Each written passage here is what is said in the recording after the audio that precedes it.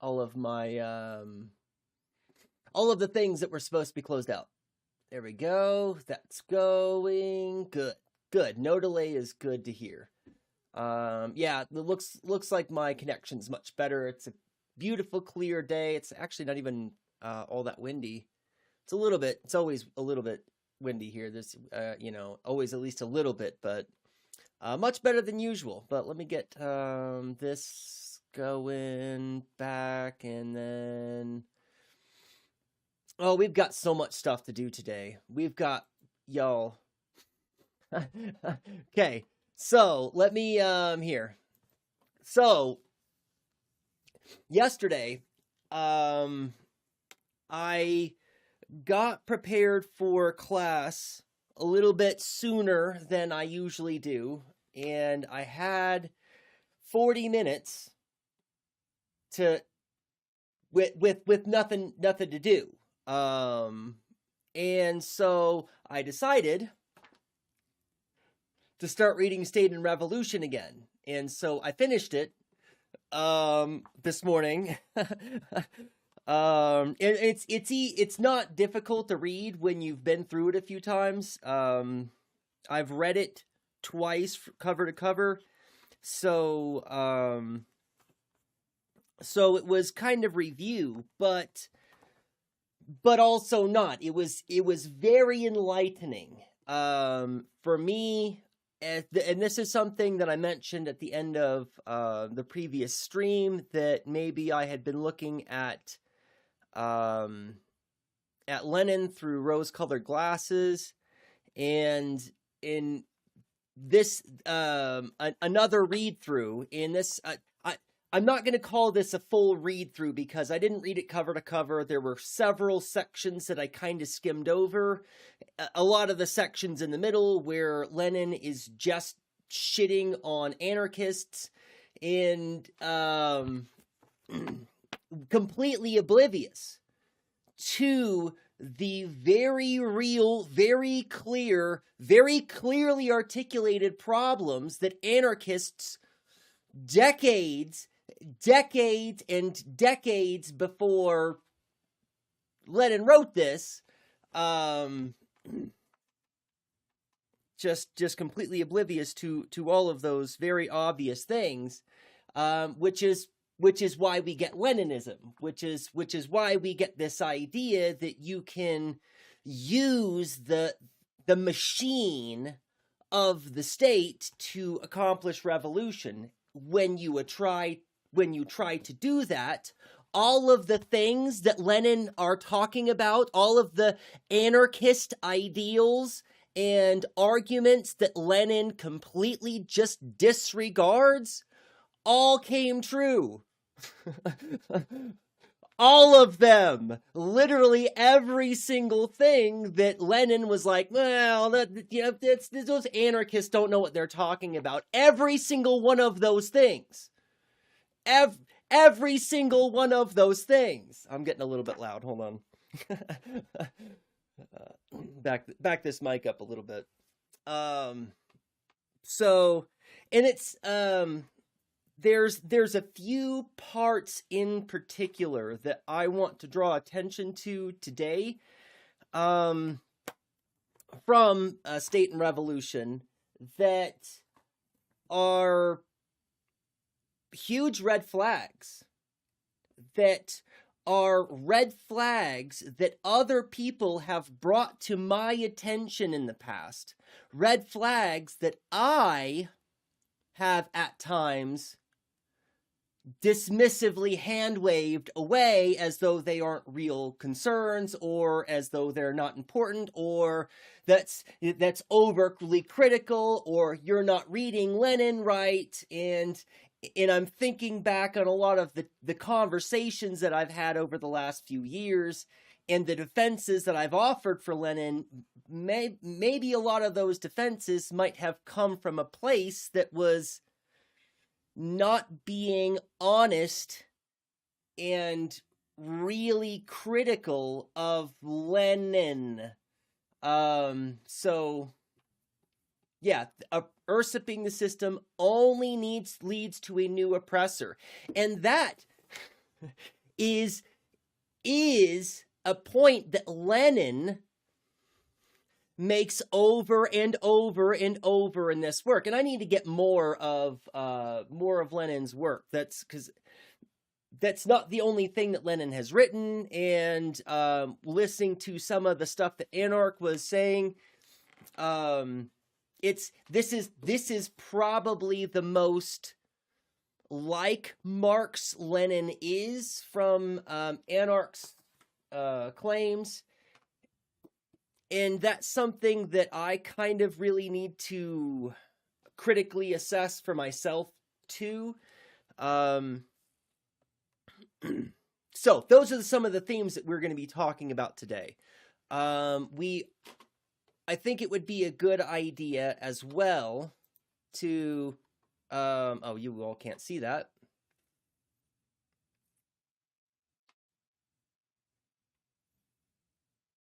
There we go.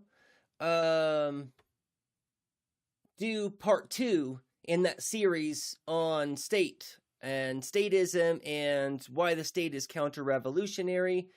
This is going to be a deep dive into the mistakes that were made with regard to the USSR, its background and history, and I think that that'll offer some helpful context.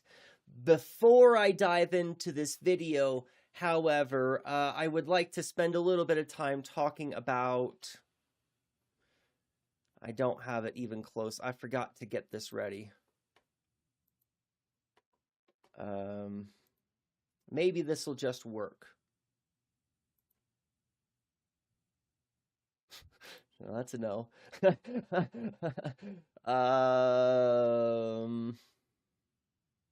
Where is the... Here, let's... No, that's not what I want either. There's supposed to be another source here.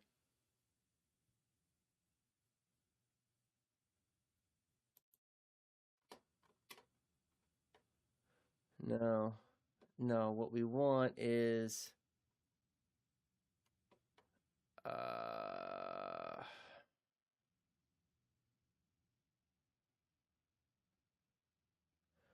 Why do I always have trouble remembering how to add new sources, especially when it's a source that I've already got? Maybe this is it? That's definitely not it.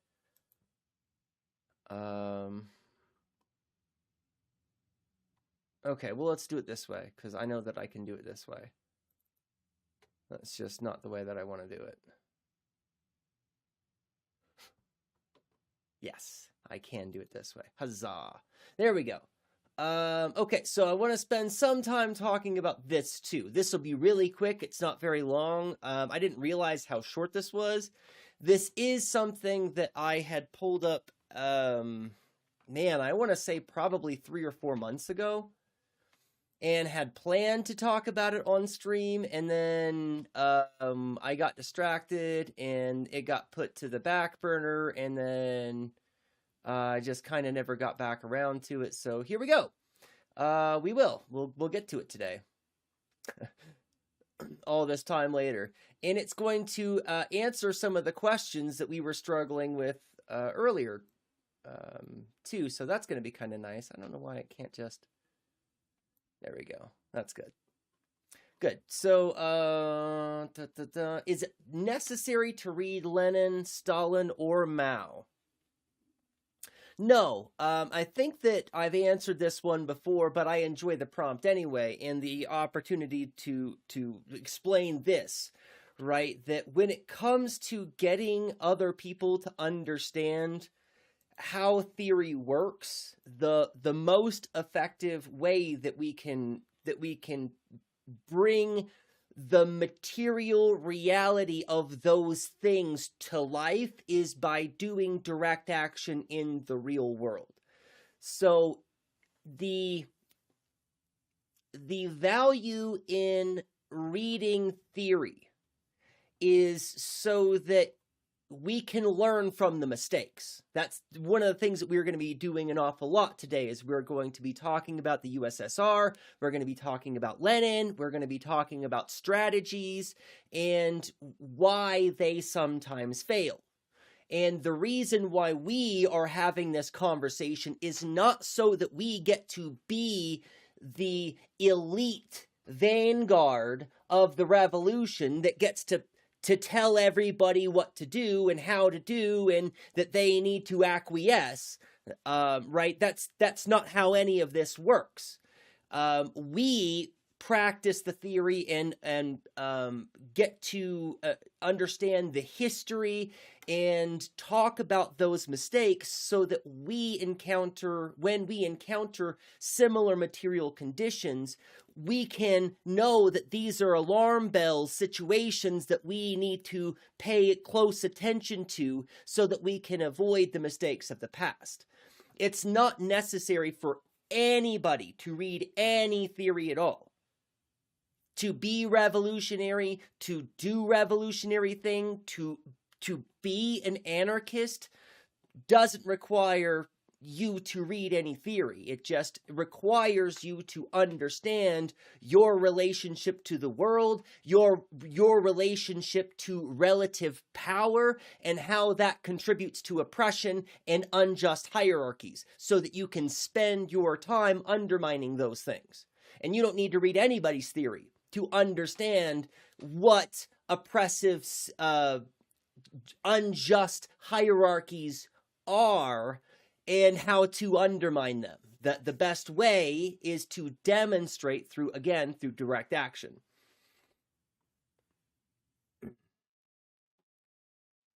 Oh my God, TikTok just started AI auto beep features for swears. That's interesting. I forgot that I was gonna take a look at TikTok. Though at current, my Restreamer can only do. That was interesting. Can only do one other stream. But the thing that you were talking about, Matt, the other day with Nova Rider could work for me if you can do multiple restreams.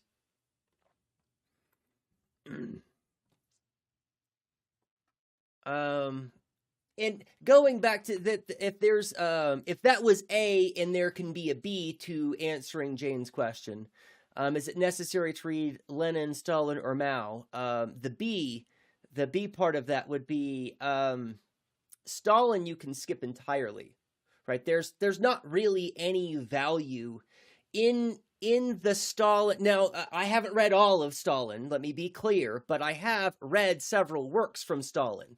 And they're not any better. Actually, they're all much more... well, this is one of the other things that we'll talk about. They're not as good as Engels. When it comes to the works that are worth getting into so that we can understand the theory, from my experience, Engels offers the best explanations. Engels is usually the person whose definitions are being appealed to in the first place. And Engels is working with Marx, but they differ in a lot of, well, not a lot, but in significant ways. And I think that Engels does a better job of making clear dialectics. I think that Engels does a better job of making clear class consciousness. I think Engels does a better job of speaking to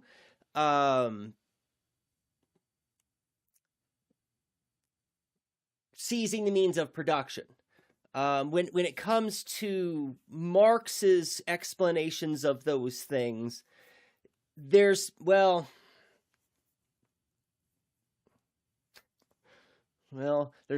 a whole lot of statements that I can make across all of Marx's bodies of works, which is true. So But that's part of the thing. When it comes to Marx, Marx changes his mind about a lot of things and explains things in a lot of different ways that are sometimes contradicting. Whereas with Engels' work, you have that a lot less. With Marx contradicts themselves quite a bit, changes their mind quite a bit, and so Marx can be a little bit of a difficult read for some people. If you want a thorough, and that's the thing, if you want like a real thorough understanding of the philosophy, of the theory, Marx is not the best to go to. I think Engels' work is much more mature, and then any Marxist after, right? So Hannah Arendt's works on Marxism, I think, are better. Even some of Slavoj Zizek's work on Marxism is better explained than Marx. So I don't know. Engels on Authority should be skipped entirely, though. That's a good heads up. I haven't read that one on Authority. So think for you, though, especially with the internet bandwidth issue, Restreamer might work better. Okay. One feed, yeah, that's true. One feed from your PC to Restream server, then split to multiple platforms on a stronger connection. That was my initial thought in the first place, was the idea that I would split my bandwidth. That's right, I did look into this. I hadn't thought about this in a while, but OBS does split the signals if you try to split the signals, and my signal's already poor enough. Or, yeah, that's, not gonna lie, I haven't read any of those people's books, but I have learned a lot of the theory, right? And that's, you don't need to read any of their actual work. Well, there's some nuance here. Okay, so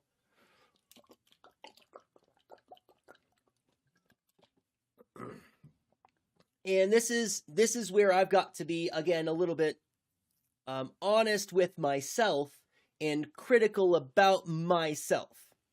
I'm going to use myself as an example, because when you are getting theory from other sources other than directly from the author themselves, things get lost in translation.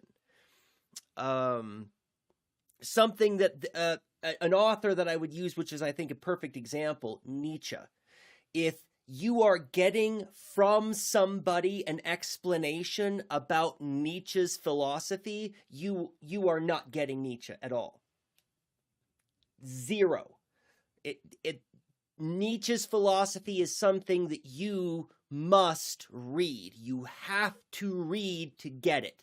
Now, somebody can explain the overarching themes or the archetypes, or, right, they can tell you about the narratives that happened in like, thus spoke Zarathustra, right? Somebody can tell you the story, and you can get the story, and you can understand the conflict of the Ubermensch and the rest of society, who are a bunch of imbeciles who aren't able to think critically like the Ubermensch, right? You can understand that relationship, but to get what Nietzsche means, you have to read Nietzsche. But there are very few authors that are really that way. Hegel is another good example. If somebody is explaining Hegel to you, you have to read Hegel to get Hegel. And that's I would say that's true for Michel Foucault. That's an author that I've tried to explain over and over, and the way that biopower works, the power-knowledge relationship, and all of my explanations are always just so two-dimensional in this five-dimensional sphere of understanding the world, that is Foucaultian metaphysics. So that's somebody, but with Marx, I don't think that's as big of a problem. With Engels, I don't think that's as big of a problem. But for somebody like Lenin, and I'm going to refer back to myself. I started to refer to myself, and then I deviated. I'm going to come back to refer to myself. As I was rereading this book for the third time, I thought back an awful lot to my very, very first reading, which would have been about 10 or 12 years ago. And that reader, 10 years ago, read Lenin from a perspective of someone who believed they had a clear, unbiased, objective understanding of history and of events, and that I am looking through time at somebody who doesn't have a clear picture of history, right? And the elitist reader that I was 10 or 12 years ago who read this believed that I could understand where this person was misguided, and I could understand what they didn't understand. I made a lot of unfounded assumptions about my privileged perspective and gave myself a lot of impressions about the author and the context of the history that aren't in the book. And when I reread this the second time, which would have been about 5 years ago, during COVID or thereabouts, I didn't notice that. Didn't catch that at all. The more wise, more mature, more critical reader that had read a lot more philosophy in those 5 years, didn't catch that. Didn't catch the elitism that I was maintaining, and the privileged perspective and the kind of value frameworks that I was assuming, despite the fact that those value frameworks don't fit in this time and place, and they don't fit in our current time and place in history. For when I was reading, and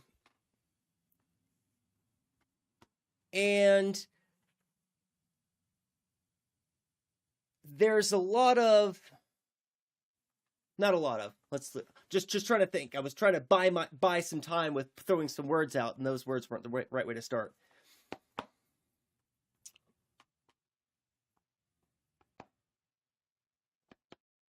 I believe, looking back now, that I was hanging on to a tendency of philosophers in general, and especially Western philosophers, hanging on to a tendency to put things into easy binary boxes. At the time that I read this, would have been, I would have had several semesters of college, but it would have been the very first semester that I was at Clemson. Maybe it was the second semester. Where was I going with that?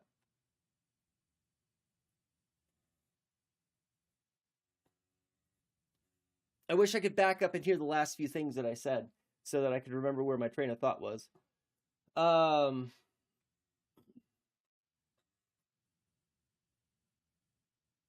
Oh, the binaries, right. Right. At the time that I first read this, I was under the impression, well, how do I...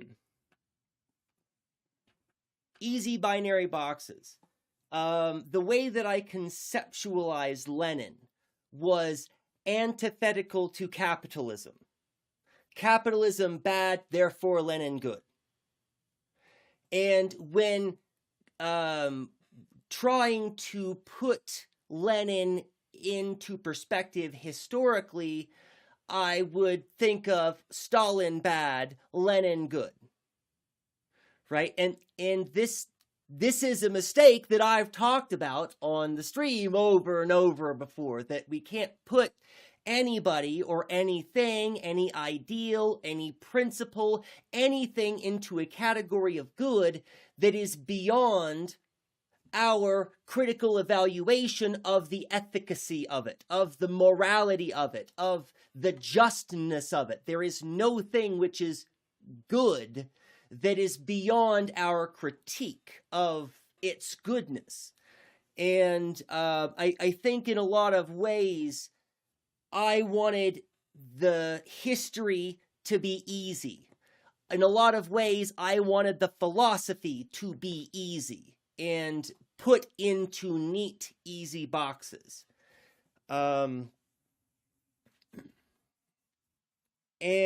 I think that I was still making a lot of those mistakes.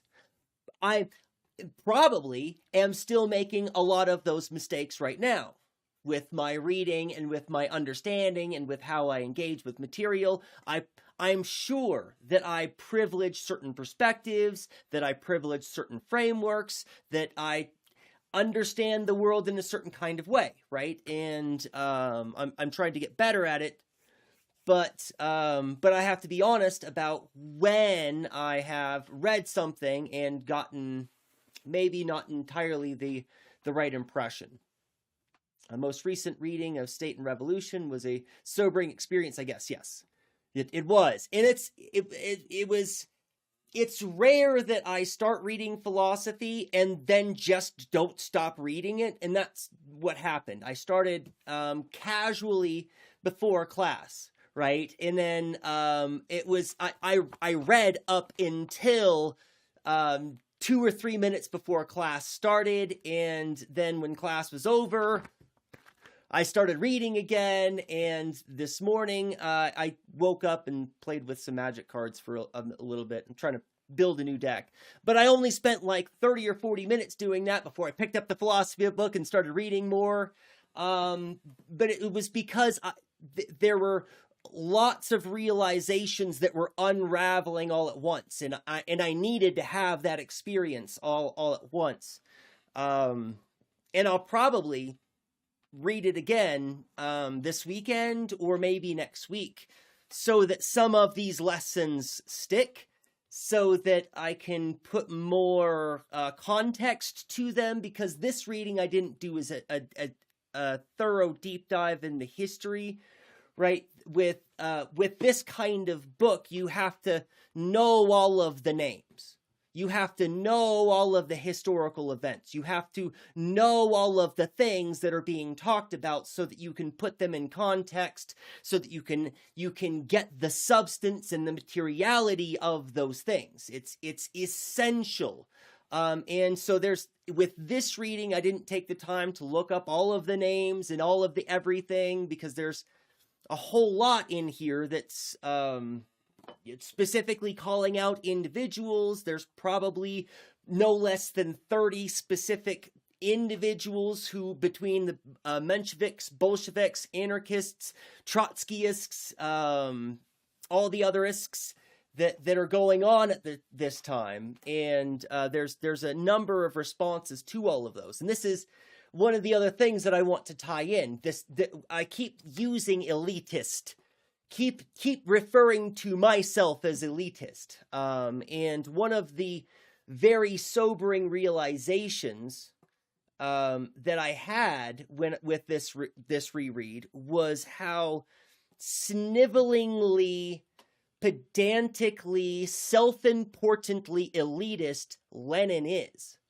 Lenin is a dick. He is just a gross, malicious, disgusting elitist who dismisses everybody's ideas, who thinks everybody is an imbecile, who believes that everybody has this make-believe, pretend, straw man thing that they think is the foundation for their beliefs, and this is why nobody ought to take them seriously. Most of this book is just talking trash about what other people have said about what he has said, Um, and that's also something that I didn't realize the first two reads, because philosophy is antagonistic. Western philosophy, let me be more specific. And this is a disgusting problem. In philosophy in general, it's a disgusting problem in leftism.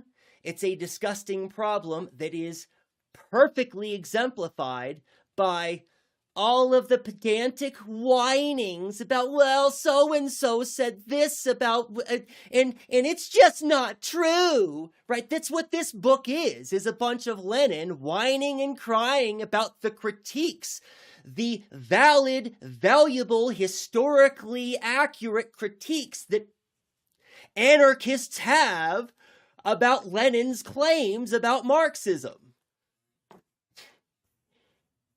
So you're saying communists literally haven't changed since.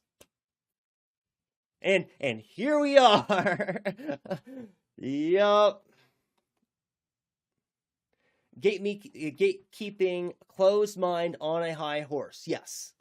That was a big takeaway that I got from this third reading that I just didn't really get in the previous readings. And the reason why me several years ago, and certainly me more than a decade ago, wouldn't have picked up on this, because that's how philosophy is written. If you read Immanuel Kant, right, he refers philosophers as literal swine, right? And this is something that later John Stuart Mill is going to pick up and then make notes about things that Immanuel Kant says, basically calling Immanuel Kant swine, right? And this is a historical tradition of philosophy to be really shitty and to attack other people that critique your ideas. This is... And it's a context that what I'm getting to. It's a context which is ever present, pervasive. It's a context which is pervasive about how we have built culture and society. Which I didn't even really think about this before stream, but leads right into the larger conversation that I would like to have about ontological insecurity, which was, I forgot until just now what this stream was supposed to be about, was ontological insecurity. But that's all right. We'll shelve that and tie those things back together later. How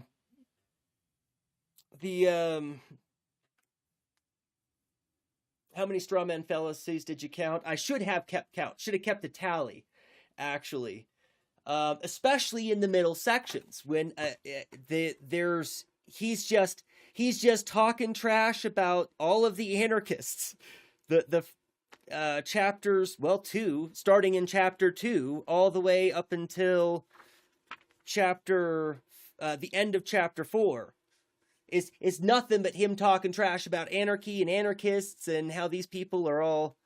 That's a bit of an oversimplification, but there's not much of value there. Other than that, a lot of the value that can be found in this is all stuff that Lenin didn't adhere to when he was actually in power. And there's a lot of it too that is this is something that I have a problem with in general. And I meant to start off with this story earlier, but the first time that I read Bookchin, it seemed to me like the scroll of eternal truth. When I read Bookchin for the first time, I said, this is it. This is the philosophy. There's nothing better than this. And I was really excited about it, and I began explaining it to my then at the time wife, and without missing a beat, she began poking holes in it and finding flaws, and, well, is that actually based on historical evidence? Or, well, that seems like that's a little bit utopian. Where does that go? How do we actually execute that? What does this mean with regards to, how do we solve this? And I didn't have any of those answers. Bookchin doesn't have a lot of those answers for a lot of the things that she just came up with right off the top of her head. And I have a habit, a tendency when I'm reading a philosopher to get into their mindset, to really, really feel their work. And when I do that, I become less critical of it.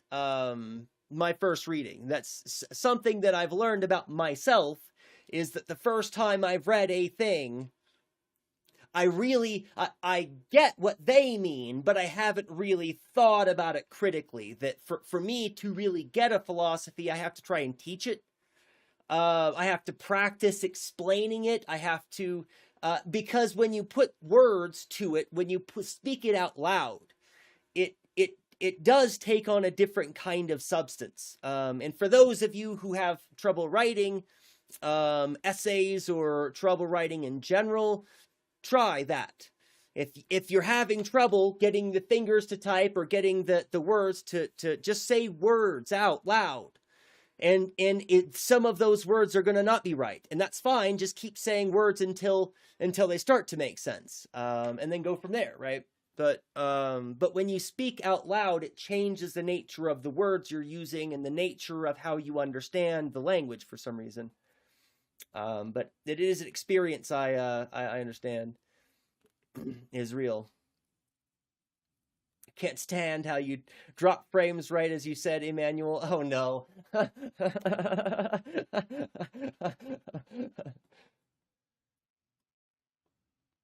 Hierarchical realism causes ontological insecurity. Yes.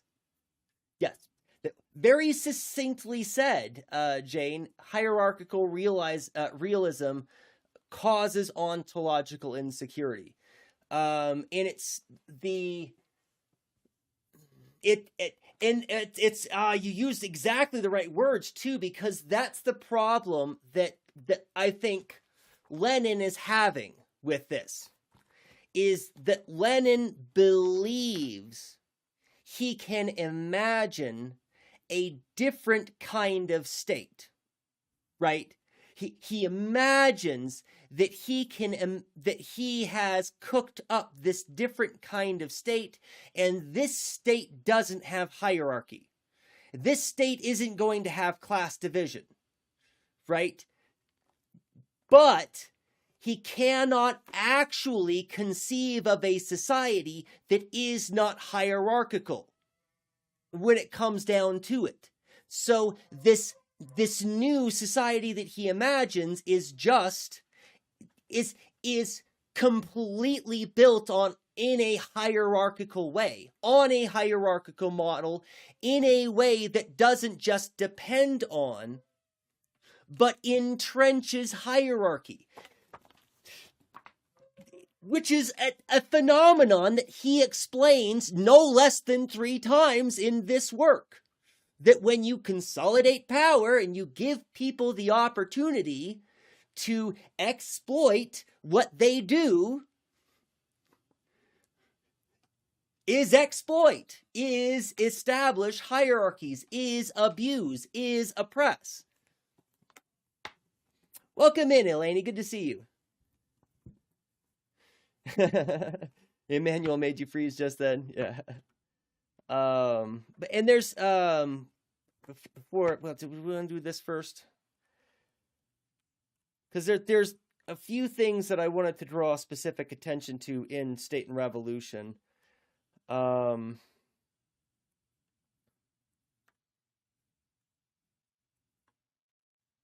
me see, where was it?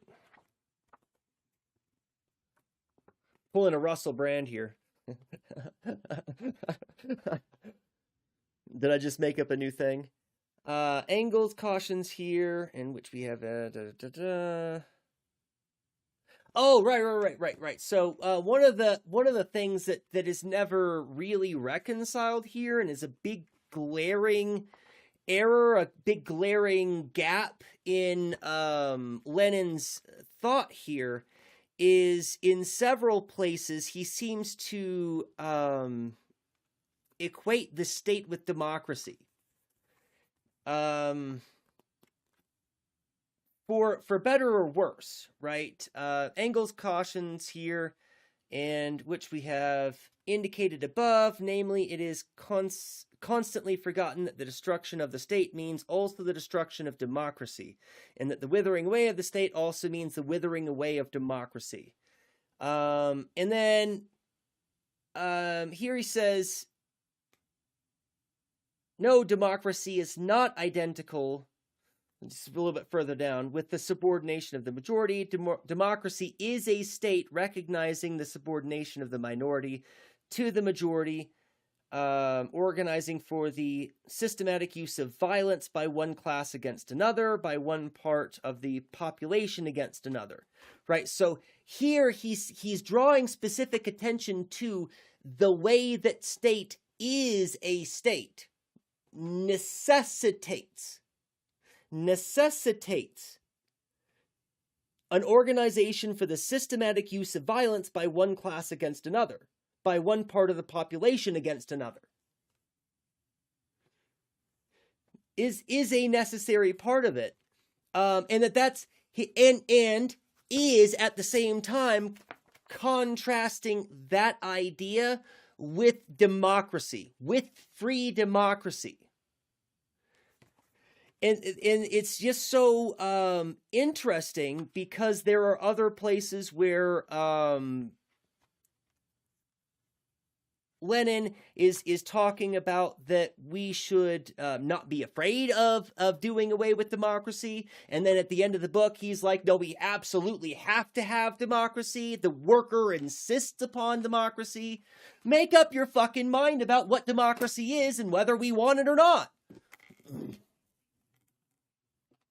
It's one of the things. But the, no, I'll read all this and then come back to the other big red flag in a minute. Just called IA Selena Gomez, LARPer. Who's IA? I don't know who IA is.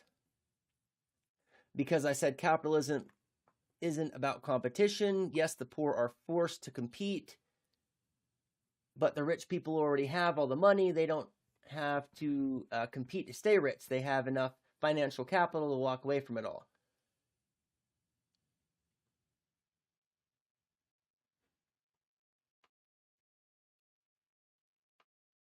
If I was rich and wanted to stop competing, I would use my money to move to a country that has no competition.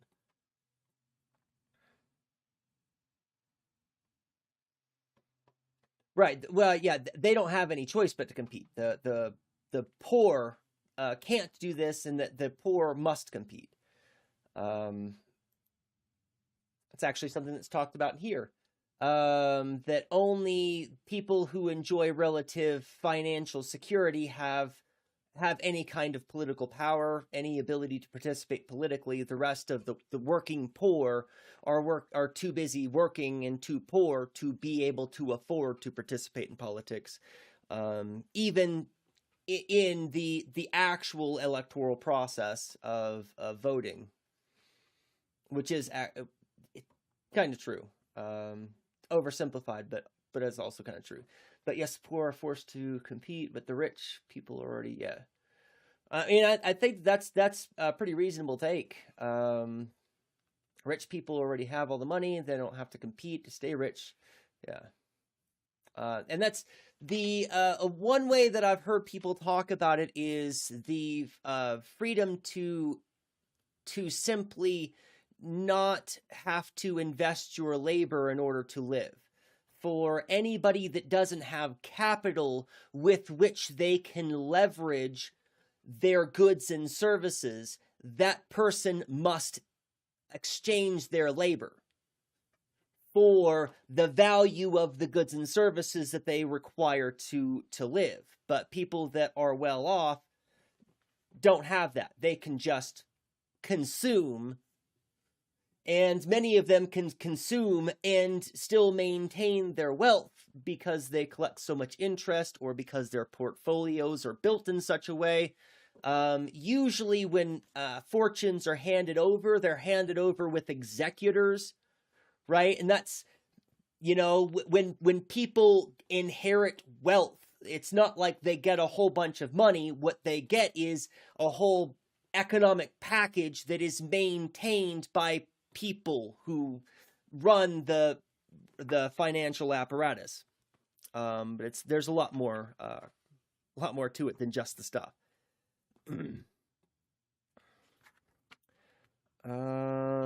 There's another section that I kind of wanted to pick at in chapter 5.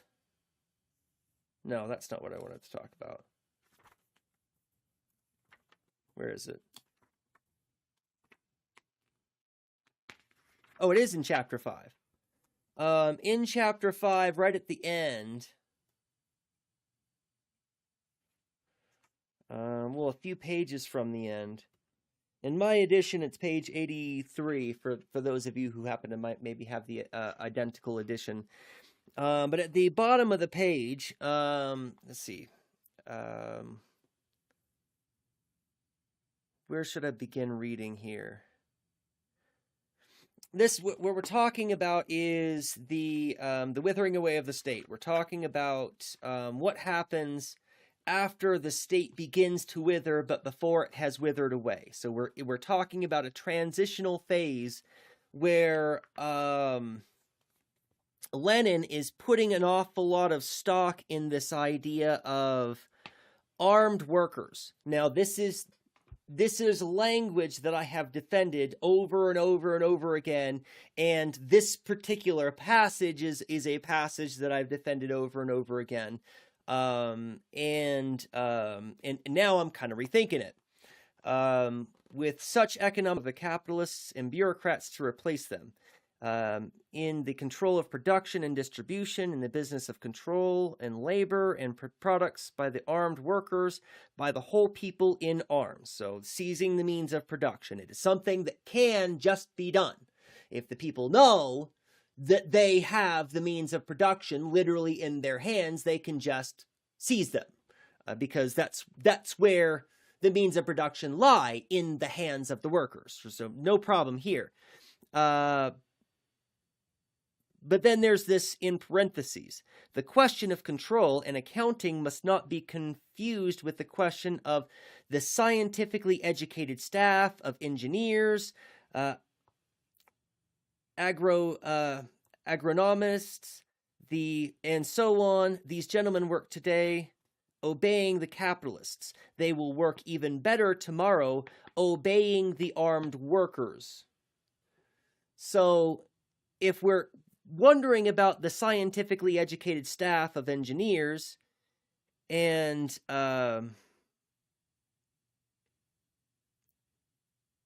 agronomists. Anyways, if we're interested in the well-educated, the engineers, the orchestrators, currently, those people necessarily are the working class. So why are those people subordinate? Why must those people obey the armed workers? Aren't they also the workers? And the answer to this is no. The answer to that question in Lenin's vision of socialism is no, because we haven't done away with class divisions. So we have to use the state in order to arbitrate between those class positions. We have to use the mechanism of the state to allow one group to enact oppression or violence on some other. And that's going to be some of the working class, according to Lenin. Right? This is something that that's been brought up before, and a lot of times I have hand-wavingly said, you're just misunderstanding Lenin. That's not quite what Lenin means. Lenin isn't talking about workers against workers. He's only talking about workers against the bourgeoisie or the petite bourgeoisie. And that's also not true. The petite bourgeoisie are working class people too. They are also workers.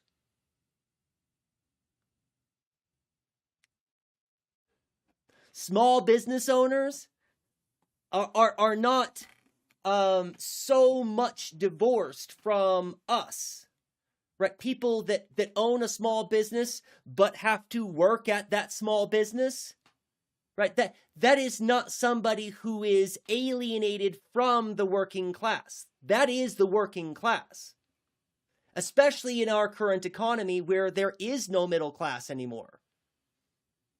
Hasn't been for several decades. They are the bootlickers, and they are class traders. And this is something that Marx spent a lot of time lamenting about. And I've mentioned this before, that maybe Marx spent too much time trying to get into the psychology of class traders and trying to understand how to appeal to them. But then when I read Lenin and what Lenin's solution is, we're going to round up anybody who doesn't agree with us by gunpoint. Like that's literally what Lenin is talking about here. Other working class people who don't agree with me, that don't agree with my vision of future. And this goes back to the elitism problem. Lenin isn't able to take criticism.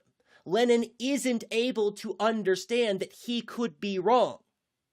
He is incorrigible. This attitude of incorrigibility gives him the impression that he has the right to determine for others what the right conditions to exist are. That's authoritarianism. There's no way, there is no way, even if we cast this in the best possible light, there is no way that this doesn't turn into more authoritarianism. Actually.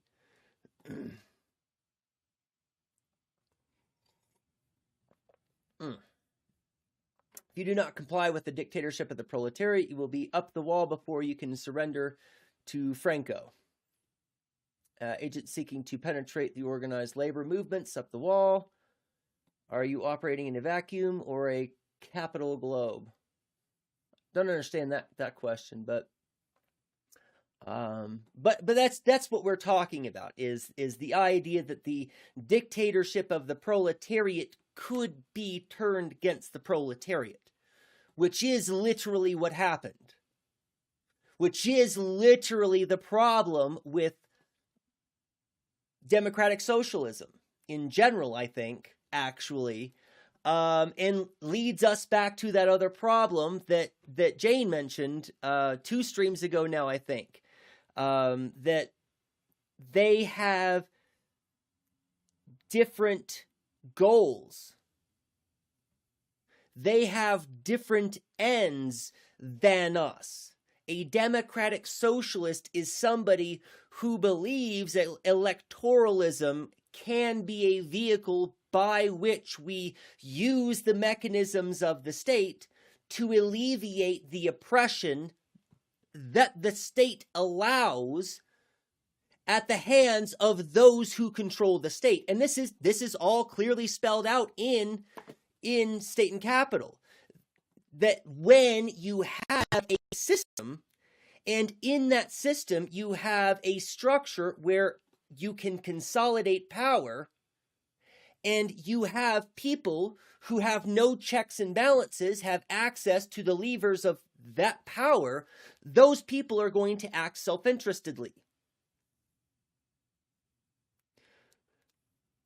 Any way that we orchestrate the state, right? And this is the thing. If we put Mamdani in the role of president, is what he going to do?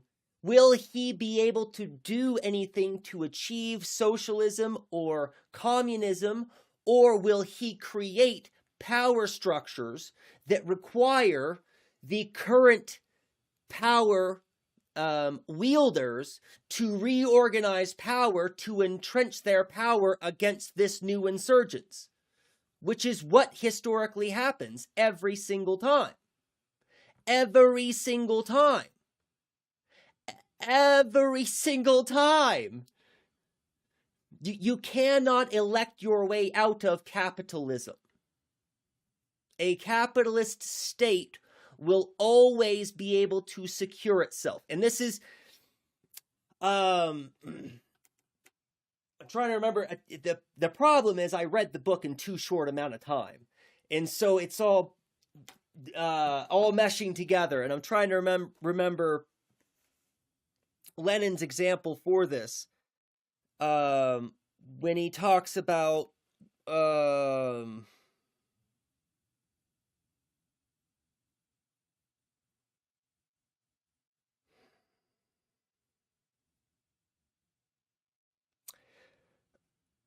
when he was talking about Italy,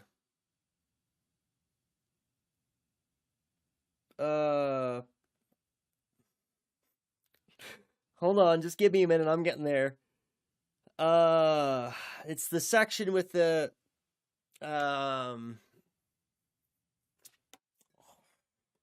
what's his name? I might still have it. Where he's talking about Francesco Crispi. Right. This is what I'm, he's talking about Francesco Crispi in their rise to power, because they rose to power on a populist kind of, he had the support of the people, and then as soon as he got into power, immediately betrayed the trust of the people because he was funneling all of the money out of all of the federal banks, right? He immediately started to enrich himself, but part of the reason why he was enriching himself, why he was emptying out the bank accounts, is because what he was trying to do was establish his own bourgeoisie. He was trying to establish his own elite class of society that would protect and insulate him and uphold him in the capitalist apparatus, because that's the only way that you maintain power in a capitalist apparatus, is by grabbing up people who have access to capital and aligning yourself to them, using their capital leverage so that you can insulate yourself from accountability. That's how power works in a capitalist system. Just period, end, right? There is no other way to do it. If we elect any other socialist that you can think of into any kind of public office, all of the levers of power around that public office will make anything productive impossible. Worse, it will only provide an easy roadmap for all of those powers to figure out exactly how to do so legally and with the consent of the people.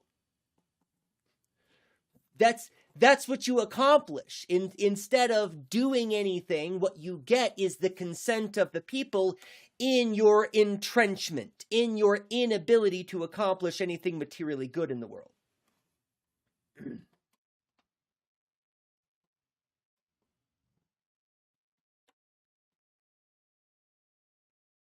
Looks like we have an authoritarian leftist in chat. I was a little bit worried about that. I added some new tags to the stream information, which I thought might bring in some somebody. Good question, Matt. Is China imperialist?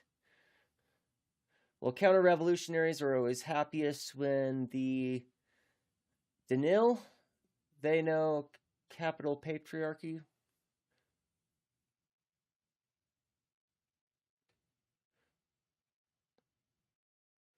The reactionary seeking a golden cage. Anarchism has to have a community system to operate in, otherwise it's is a reactionary element. Okay. Bugs of Billy, you have an awful lot to say, but you haven't really engaged with any of the things that I'm saying. That's not really good etiquette. It's cool that you've got a lot to say, but maybe wait for relevant moments to say them.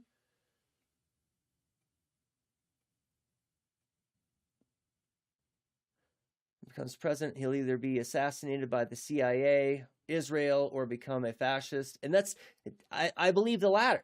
And that's not a slight on Zohar Mamdani. I think that he's probably trying to do his best. But that's the thing. I genuinely believe that Obama was doing his best too. And when he got into that position of power, he was like, oh, fuck, there's nothing I can do. But now that I'm in the seat, I understand the nature of the beast, and I'm just a monkey on a stool. And I just have to be on this stool because in 4 years it'll be some other monkey, right? We just put that person up on the stool so that we have somebody that we can point to that says, well, that's where our problems lie, or that's the solution to our problems. It's catharsis either way. It doesn't really do anything. It's placation.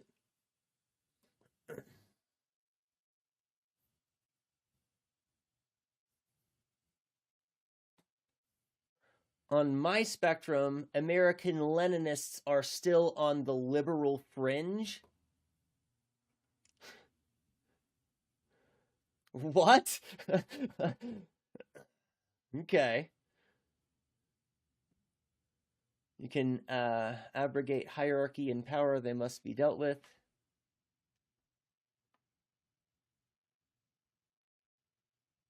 Yeah. Oh, yeah. Remember when he made software that can literally break into all of the phones when they're off? I do remember that. It's been a long time. I forgot about that. But thanks for the reminder. That's a good one.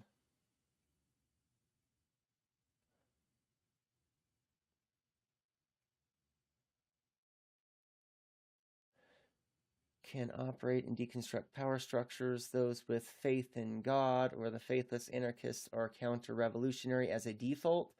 Do you have any kind of evidence to support the claim that faith in God is antithetical to revolution itself, or that faithless anarchists are counter-revolutionary?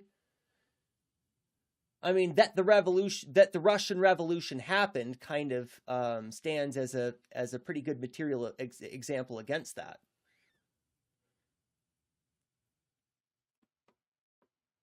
Indeed, I see you as a traitor. Me? You see me as a traitor? You don't even know what I believe.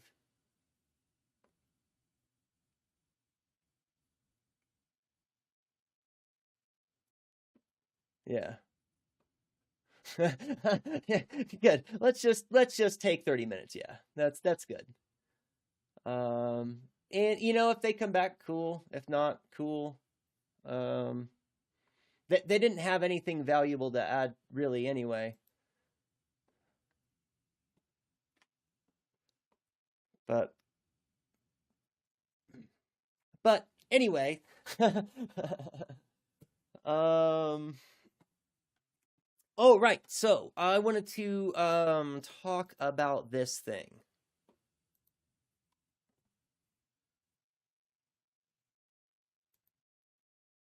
We don't need that. I'm going to leave Francesca Crispy up just so I can remember. Okay, so where's the thing? There's the thing. I found the thing.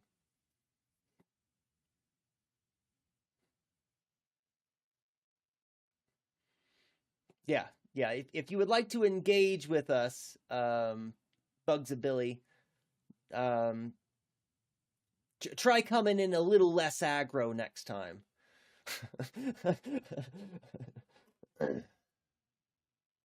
Because that was quite aggro. And we don't need all that.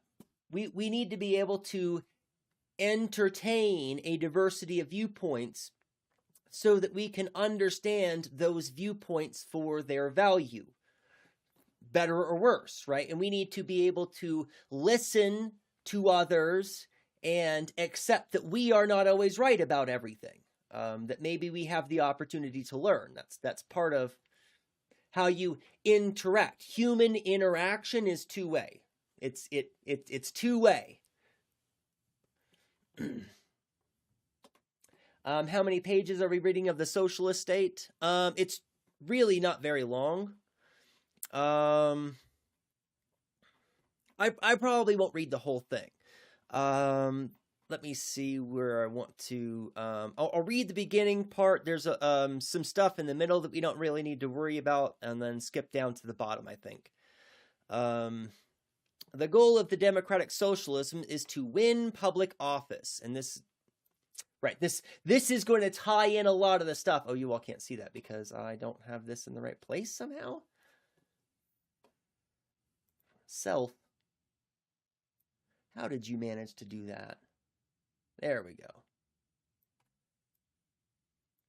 Good.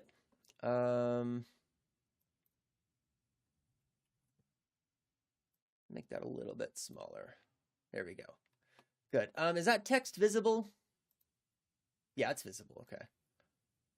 Good. That's not how that's supposed to go. Okay, there we go.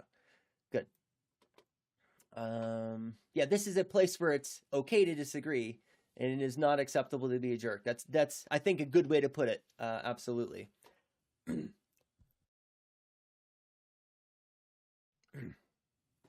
to cough something up there. Okay, so the goal of democratic socialists is to win public office. Now, I will be lumping everything that Lenin has to say into a similar category, because what Lenin is about never is willing to actually step away from state organizing. It's clear in the text that he's never comfortable actually stepping away from state organizing. And I would put democratic socialism in this same kind of category. They're clearly not the same category, right? MLMs and DemSocs are not the same. But systemically, there are going to be some similarities. And this is a good example of one of those systemic similarities. We shall not on this occasion be looking into whether this aim fits with their historical theories, according to which the economically dominant classes always inevitably hold political power, from which it follows that economic emancipation should of necessity come before political emancipation. Neither shall we be debating whether, assuming that it is possible for political power to be won by a disinherited class, legal means can suffice for that task. Right now, we merely want to discuss whether such a capture of public office does or does not fit in with the socialist ideal of a society of free and equal, devoid of overlordship and class divisions. The democratic socialists, especially the Italian ones, are used to claiming at least that they argue with us that they too want to abolish the state as an eventuality. And so I will allow that there are some socialists who argue for the eventual elimination of the state. And that is a different kind of socialist who is advocating for socialism as a solution to overcoming the ills of capitalism. Because that's kind of what this is, and not that other kind of socialist who sees socialism as a step toward a total abolition of the state, which, as we've talked about, requires means ends unity, which means that we can't use the mechanisms of the state to recreate a state of affairs tomorrow that doesn't include the state. We cannot. Right, anyways. Which is to say the government, and that in order to be in a position to do so, they want to take it over.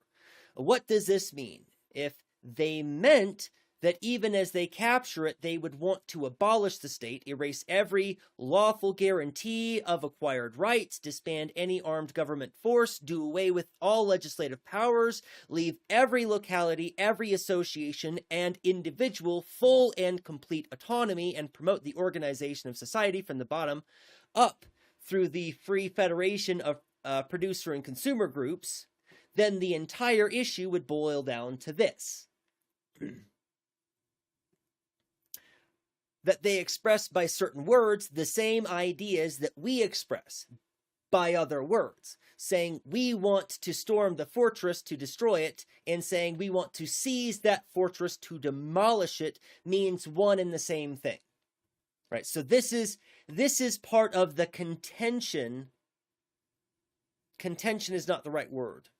It is, but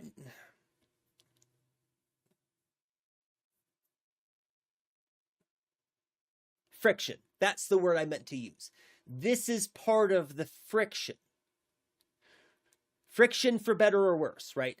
So this is part of the friction between socialists and anarchists, I see, right? And by friction, I mean to use this word because friction is beneficial, it's good, that's how we agitate, right? There is a value to friction when we come in and disagree with each other and then walk away with a fuller, more critical understanding of ourselves and others. That's the result of friction, right? So friction isn't always necessarily bad, but there is a friction in that which is disruptive. A friction within socialism between different kinds of socialists. And this is an anarchist's fault, that some socialists are really just anarchists in waiting, or are pretenders who just want to establish a new state, right? That's not anarchists' fault that socialists can't figure out which camp they are actually in.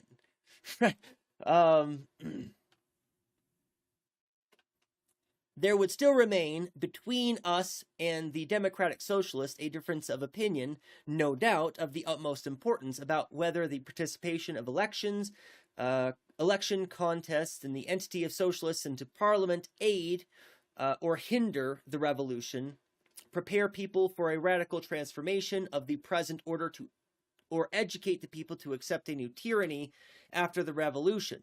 But on the ultimate aim, at any rate, we would entirely agree, right? So this is, I think, a really good point of contention there that exists between our disparate views, between socialist of any ilk and anarchism in general, right? That there's going to be some differences, but there's the ultimate goal, right? Can coincide, can have concurrence.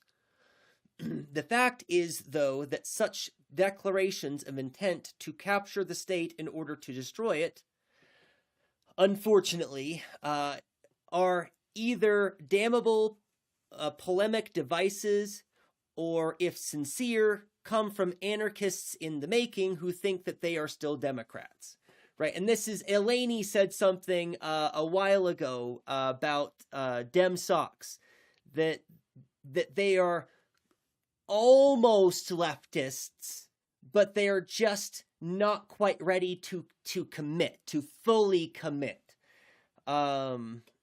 which might be an accurate way to describe the situation there.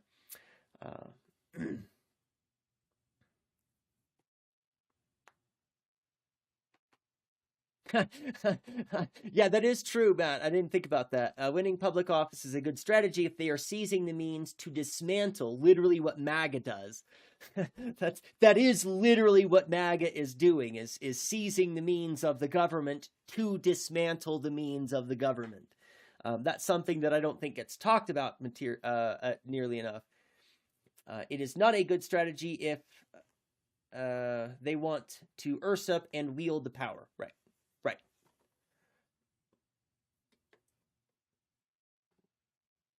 Okay, so do we want to read this part? This is kind of long.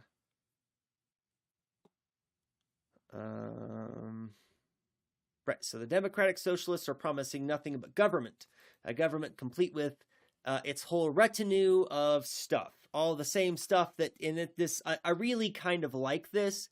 The going on and on and on and on about what this is, because this is what we think of as state, right? And there's I still want to spend a little bit of time talking about different conceptions of the state versus social organization that sometimes is mistaken for state, because a lot of these features could exist in any kind of society with or without a state, right? But when we have a state, it does have all of these features, right? So there's I think a meaningful threshold there.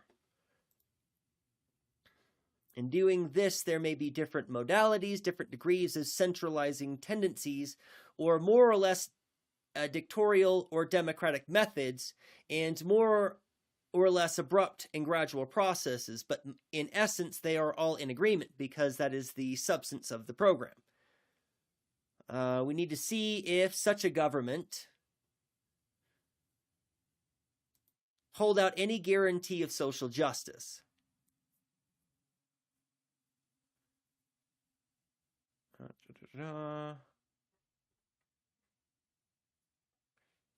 Right.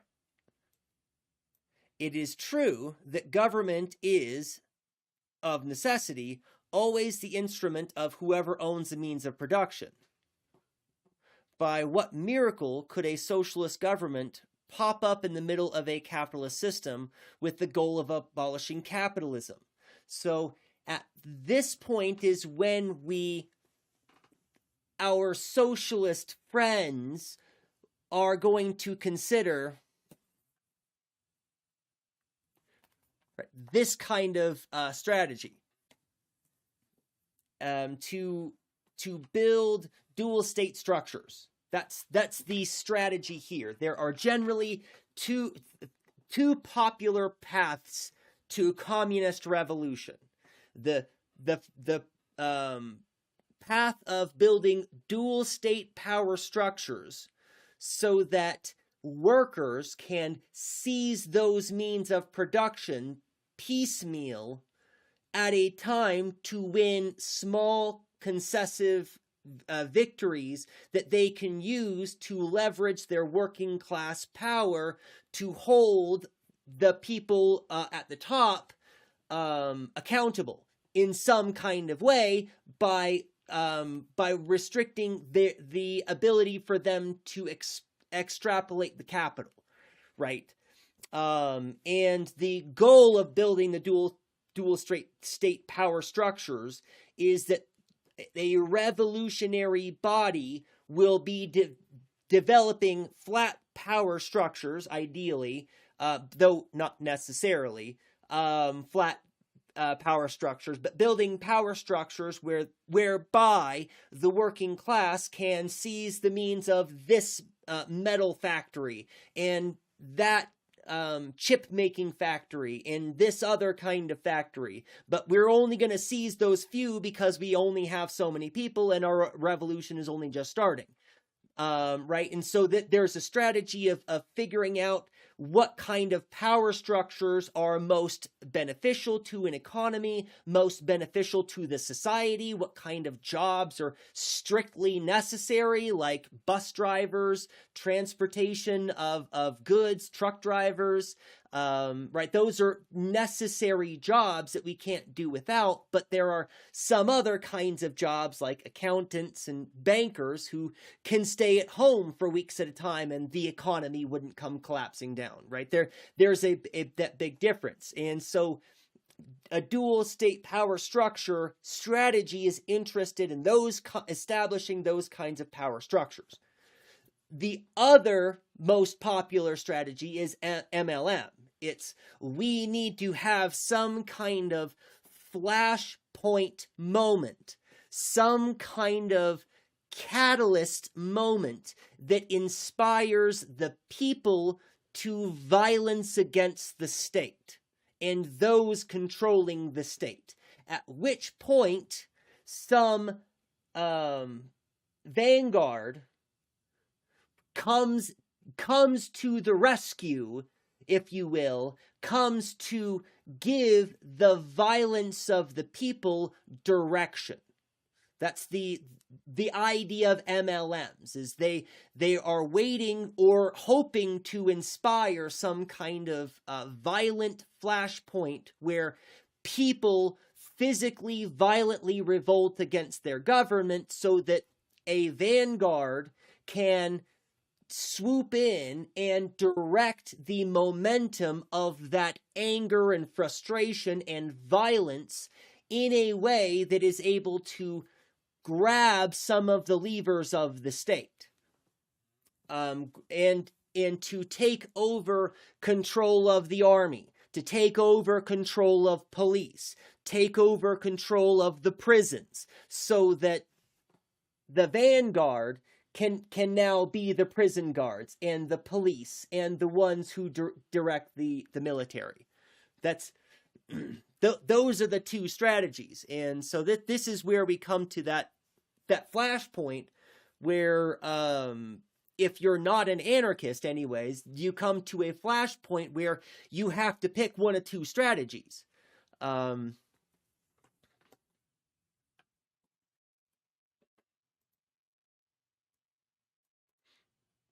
So even optimistically,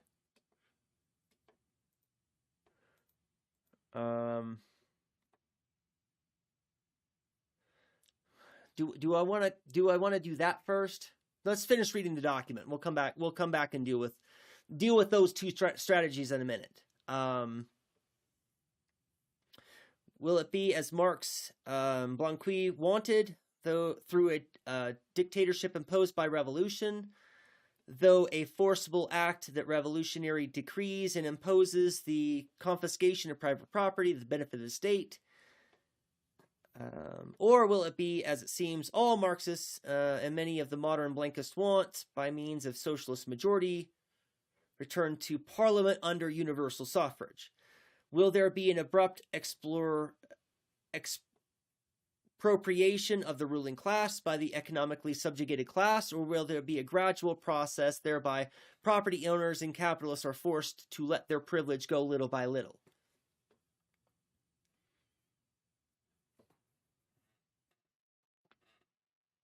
There we go. See, in this, I love having these, throwing out these kind of things. This is awesome, Jane. The establishment of unions and workers' cooperatives with the eventual transition of unions into workers' cooperatives.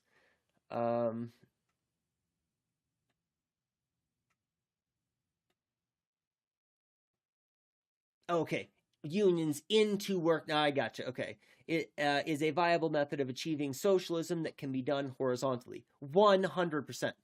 The establishment of unions and workers' cooperatives with the eventual transition of unions into workers' cooperatives is a viable method of achieving socialism that can be done horizontally. Facts. But there are two important things that would have to contribute to that. There would have to be a significant shift in ruling class support. There would have to be divisions of people who are currently rulers of the way that society is orchestrated, who are hoping to gain more power by backing this kind of thing, not realizing that it would be taking away their power, or probably they would assume it would be failed and they would just be able to take over and co-opt, like happens to most revolutionary movements. But another thing, it would require, what's the word for it? The term for it. It's the thing that South Africa, when South Africa won its liberation, it was there was a lot of demonstration, lots of violence, lots of whole stuff going on, right? I'm not trying to flatten this whole complex situation out, but one of the biggest turning points for the revolution was when businesses and companies started to realize that by clinging to the old establishment, they were clinging to the losing side. Companies and businesses began to back and support the revolution because it became clear to interested business people that their business interest lied in aligning themselves with the establishment of the new government. And so that's something that I think would be necessary for that kind of initiative to have the traction. It would need to be bankrolled by somebody that could be the George Soros that Republicans fearmonger him to be.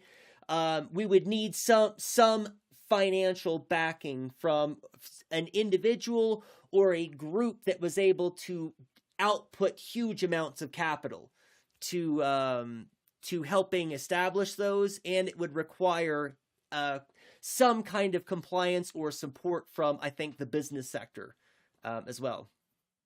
Unions can contend with capitalism more directly through collective bargaining via striking. Again, this is a really good point too, because this seems to be something that nobody pays attention to when it comes to making capitalists capitulate. If you want to make capitalists capitulate to you, affect their bottom line. Organizing strikes, especially if those strikes last for an extended period of time and can significantly decrease, like even if for a point of reference, right? A company will, a Fortune 500 company will lose its mind over a 1% loss in profits. The company will, from top to bottom, all of the executives, they will all lose their mind over 1%, a 1% reduction in profits. And if we can make that more significant, capitalists will capitulate. And that is something that has been demonstrated time and time and time again. Usually they send in police first, right? If we look at history, especially in the United States, of unions and organizing and the kinds of advantages that have been won, the 40 time that there's OSHA and other safety regulations that don't allow your employer to literally kill you, right? Those are all worker privileges that were earned by the working class, using their class solidarity to hurt the financial prospects of their capitalist overlords, who sent in police to brutalize them and murder them until the capitalists realize that they can't keep affording to do that. They're losing money over here because their workers aren't working, and they're having to pay extra money to the police force, and they're just losing money hand over fist now. And in that situation, the capitalist is gonna capitulate.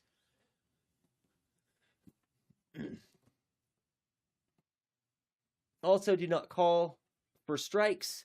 Organize the unions and confederations of unions. Right. That's something else, too, that I'm thinking about with May 1st. I should probably have already talked about this. Is that tomorrow or the next day? I don't have access to my calendar.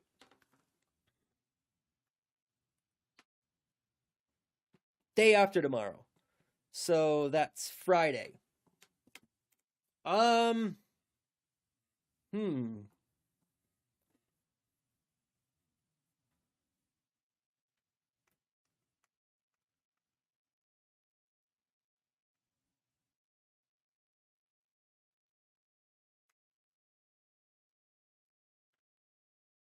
gonna. Should I stream on Friday, or should I try to attend some kind of demonstration? I can do so without spending money. That's I think an important aspect. Is if you cannot avoid spending money to attend a protest or to attend a general strike, right? If you cannot avoid spending money to attend a general strike, you might be missing the mark there. It might be more productive or beneficial for you to just stay home.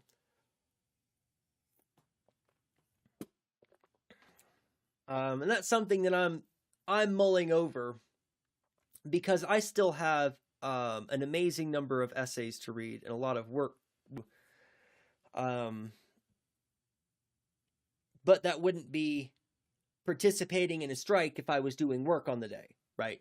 Right. So, and that's why I'm kind of conflicted about whether I should stream, because I do consider that labor, right? I am giving up my labor to you all, to be here to some extent.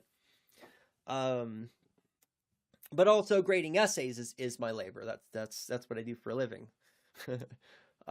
So anyways, that's an aside. I'll think about whether I want to stream on Friday, or maybe try to attend something. But yes, absolutely, and that's organized with the unions and the confederations of unions. I think that's absolutely correct.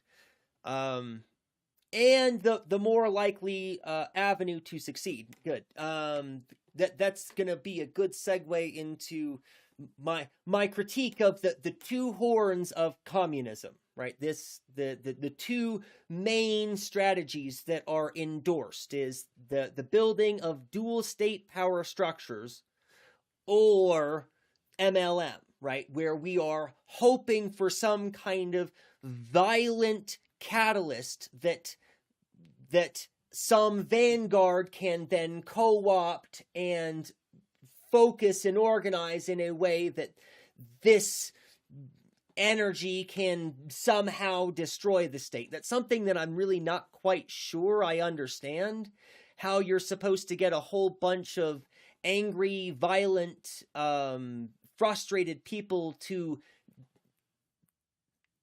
what? What are we doing? Right? When the vanguard takes them up and redirects their attention to what? Are we just storming the Bastille? And this is a real question for MLMs. What is the actual strategy past that point, other than just hoping that the army that is protecting the capitalist ruling class gets tired of murdering people? Because that sounds like that's what the strategy is. For MLMs, that sounds like that's what your strategy is we are going to get all of these angry, violent people who are ready to overthrow the government and then throw them into a wood chipper. and just hope that the army on the other side gets tired of murdering them. That doesn't seem like a very good strategy to me. Yeah, an insurrection is a waste of time and effort at best, right? That is the best case scenario, is that it's a waste of time and effort. It's probably just going to end in your own murder. And it's just as likely that you'll be murdered by other MLMs who don't think that you're radical enough. That's one of the issues that I always have working with MLMs is I don't feel like I can trust those people to not turn that critical eye on me and now see me as an enemy of the state that they want to build. Because that's what they want, is statism. And when I, later, after we begin the revolutionary process, after I go, hey, when are we going to get around to abolishing the state? Now I'm an enemy of the state that is controlled by those leftists, right? Now I am going to be murdered by MLMs rather than by capitalists. Not to mention it carries a reputation with it, absolutely. And with good reason, right? Historically, there's a good reason that it has a terrible reputation. I like the idea of building dual state power structures ish. There is value to this strategy, and there, as Jane pointed out, there are better ways that you can go about doing this. The initial problem, and this is something that I haven't talked about in a while, but I used to talk about an awful lot, like constantly was on about this.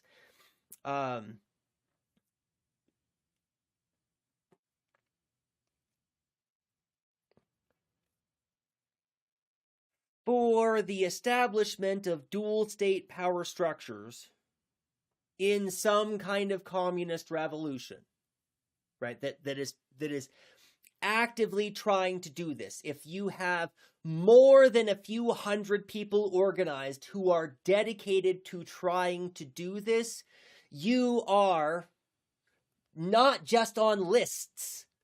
They will murder you. Especially if you're in any kind of digital space, online space, if you're organizing using text or phone calls, or so that's one of the big drawbacks, the biggest dangers to the dual state power structure strategy is that's what happened to the Black Panther Party, right?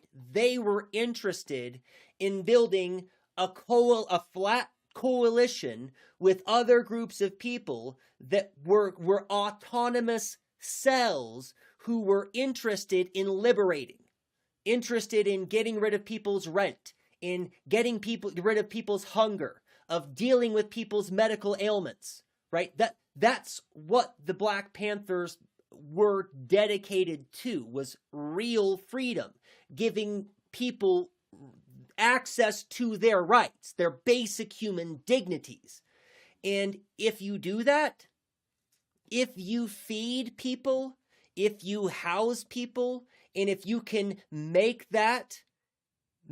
any kind of impact on society, you will be murdered. The state will brutalize you, and if they can, murder you, which is another problem that I see. Oh gods, the fact that your mod believes ICE in the U.S. is comparable to deaths of millions of civilians in the Middle East is deplorable and indicative of anarchist reactionary think stay in America. Parasite, no place for you in the... Okay, cool. Bye. Bugs of Billy. Leave and don't ever come back.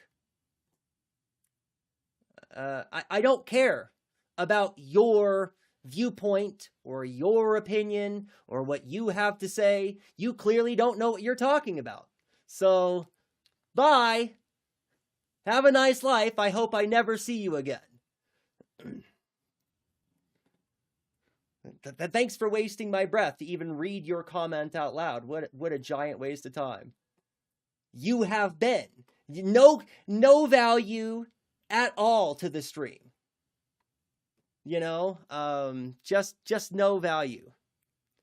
At least trolls usually show up and provide some kind of content, but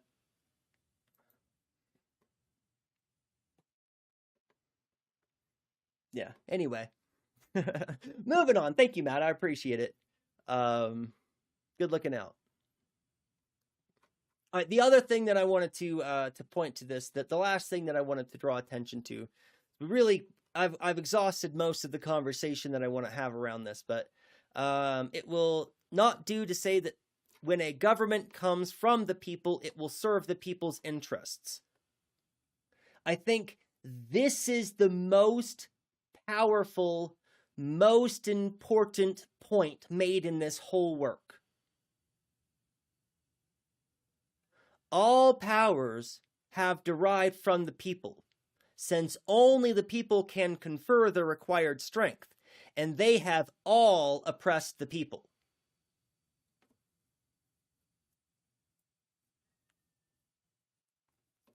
All powers have derived from the people, since only the people can confer the required strength, and they have all oppressed the people. And this is something that's already come up before, actually. Let me pull up our document.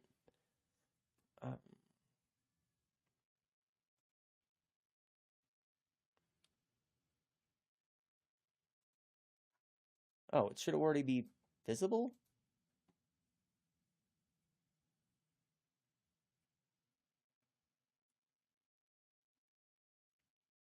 Oh, there it is. Okay. I gotcha. Why is it not visible? I know why it's not visible. It's in the wrong place. There we go. Okay. There we go. Account created yesterday, so on the nose. Yeah, absolutely.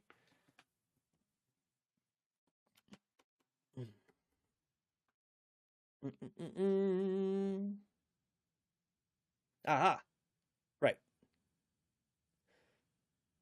So I think that there's something about the nature of states that people tend to not remember. Social organization. This is a definition of the state that we came up with on stream. Social organization wherein people are subject to people, and the structure by which the former are subject to the latter is a formal institution rather than by mob rule. Right? And this is the important element that I think many people miss when leftists put themselves in a privileged position and consider themselves from a privileged position. When leftists consider themselves as different from the bourgeoisie, the leftist is making a mistake, because the bourgeoisie is people.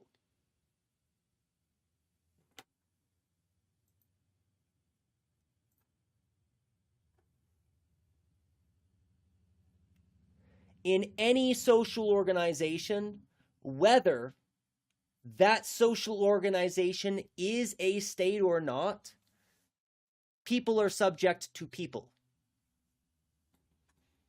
And if we pretend that those people are wrong, and if we just get the right people into that position of power, right? If we pretend that this kind of person is different from that kind of person who is already in power, that's a fantasy, because those people are people who are conditioned by their material conditions.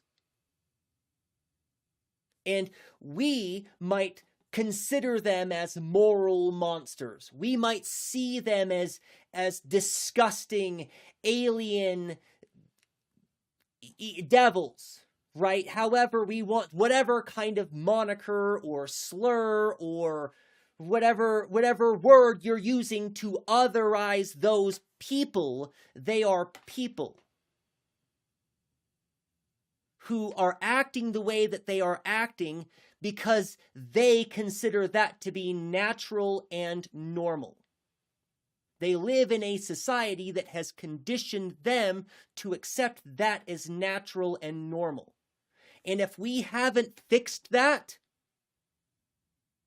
then whoever we put in that position is in the same conditions. We are conditioned beings. We are shaped by the material reality we find ourselves in. And that is unavoidable. We are not divorceable from our material conditions. And it is an elitist mistake for leftists to believe that they can be in the position that Lenin was in and make better decisions.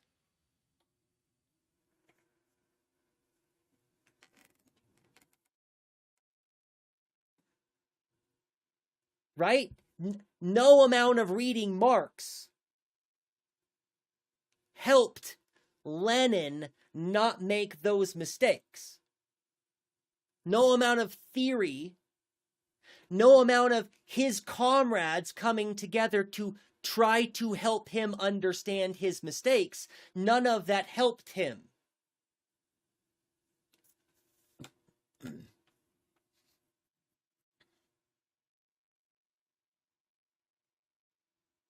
They left the manifest on the unbanned request. You feel free to just ignore it, Matt. I never check unbanned requests anyway. Maybe every 2 or 3 months I'll remember to go in there and take a look, and usually I just ignore anyway. But oh, that was the banned message. It was kind of a manifesto, though, to be honest. Those people are wrong because of the incentives and disincentives of the hierarchical power structures. If we haven't changed those power structures, whether it's AOC or Mamdani or the ogre, it doesn't matter who's in that position. They're all just puppets on a stool. Right? That's the reality. That's the takeaway message. Good. At this point, I think it's a good time for us to transition over to the Anarch video. So that means that we're probably going to go long today, because the Anarch video, I want to say, is like 40 minutes long. Maybe it's longer than that. Why can't I find the tab I'm looking for? There's only 3 of them open, and I keep clicking the wrong one over and over and over and over. There we go. Pro streamer here. I know what I'm doing. I wish it would stop resizing my OBS. I made it the size I wanted it. Stop adjusting the size of the OBS. Thanks.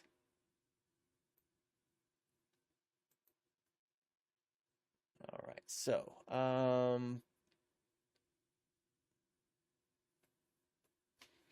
there we go. Goodness gracious, we got it figured out. Thank you all for your patience. I'm going to start the video and then hit the restroom.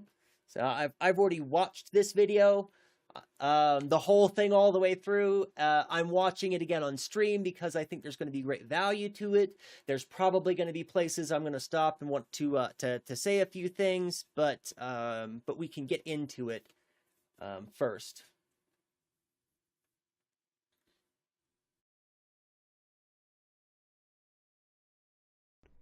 Anarch here. Today's video will It'll be back in a We'll second. continue the analysis that began in the first part of our video series called The State is Counter-Revolutionary. In part 1, we explored why the state is an inherently counter-revolutionary and anti-socialist institution from a theoretical standpoint, and then outlined what ideological trends led to its emergence in the left. In this part, we will trace the progression of the Leninist method as it was first practiced in the USSR, and demonstrate its material impact as a justifying ideology. In Part 3, we will trace the continuation of this ideological approach as it manifested in Mao's China, inspecting how Mao's revisions were still insufficient to stop the state from eventually overwhelming worker control. This second and third part of the series are very important, I believe, because the temptation of the authoritarian ideology lies within a belief that it's seen success when implemented. However, what we'll demonstrate here is that the success of these projects is not the success of socialism, but instead a demonstration that a statist model of centralization and military conformity is part of a successful method of hoarding power for a privileged ruling class. When understood through this lens, longevity becomes trivial. No one was in doubt that a central vanguard party could properly seize control and overthrow a previous central dictator. This is how every bourgeois revolution is carried out, after all. The conversation at hand is whether this method can bring about worker control of society. And as we shall see, it cannot. So, this is part 2 of The State is Counter-Revolutionary.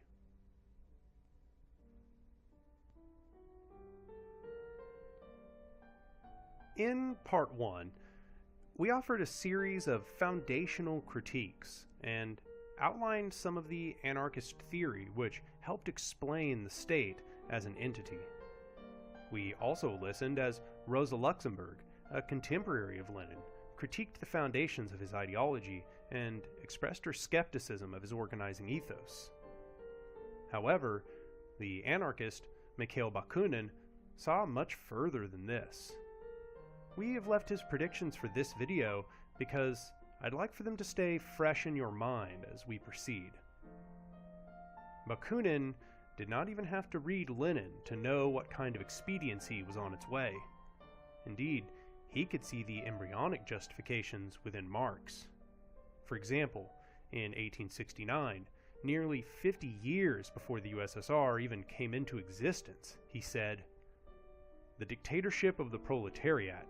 In reality, it would be for the proletariat a barrack regime where the standardized mass of men and women workers would wake, sleep, work, and live to the beat of a drum. For the clever and learned a privilege of governing, and for the mercenary-minded, attracted by the state bank, a vast field of lucrative jobbery." Then, later in 1873, the leaders of the Communist Party, namely Mr. Marx and his followers, will concentrate the reins of government in a strong hand.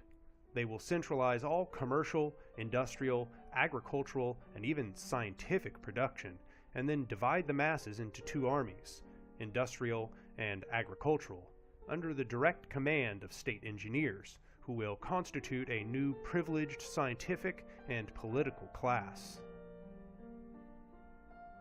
How is it, given the evolution we discussed in Marx's ideology over the course of his life, that Bakunin was able to foresee this threat so clearly? Well, it's perhaps not because Bakunin accurately understood Marx, but instead because Marx had chosen a terminology which obscured his desires. It didn't matter if, after dissection and distinction, Marx wasn't an authoritarian.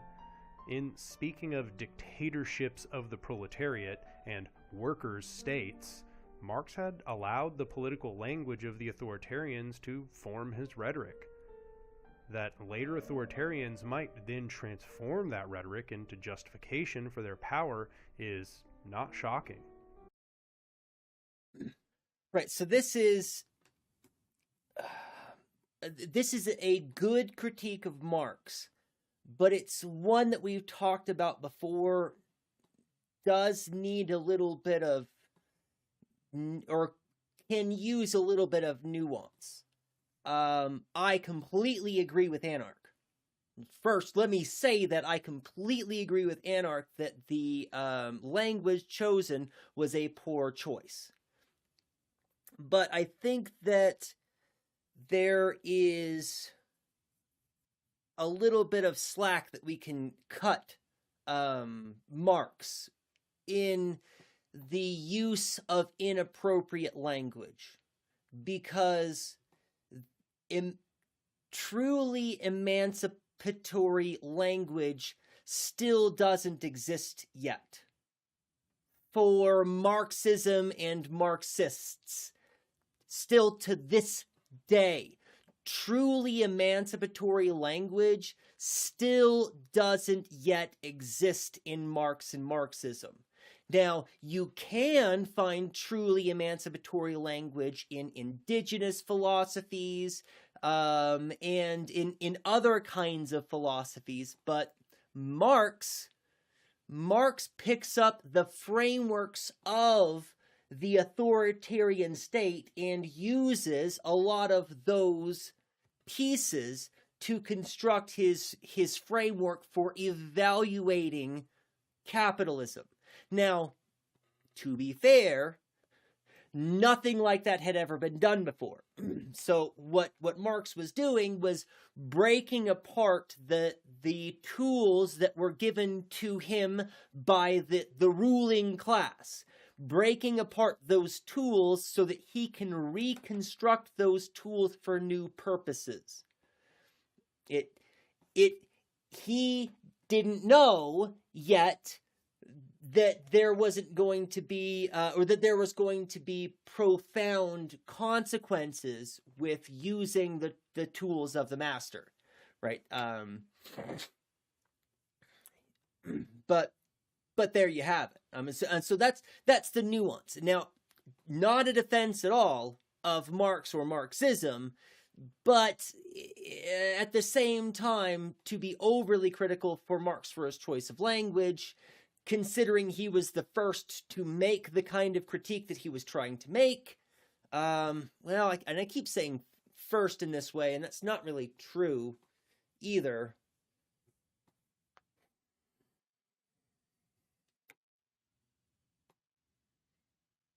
But nobody had tried to reinvent the language. I guess that's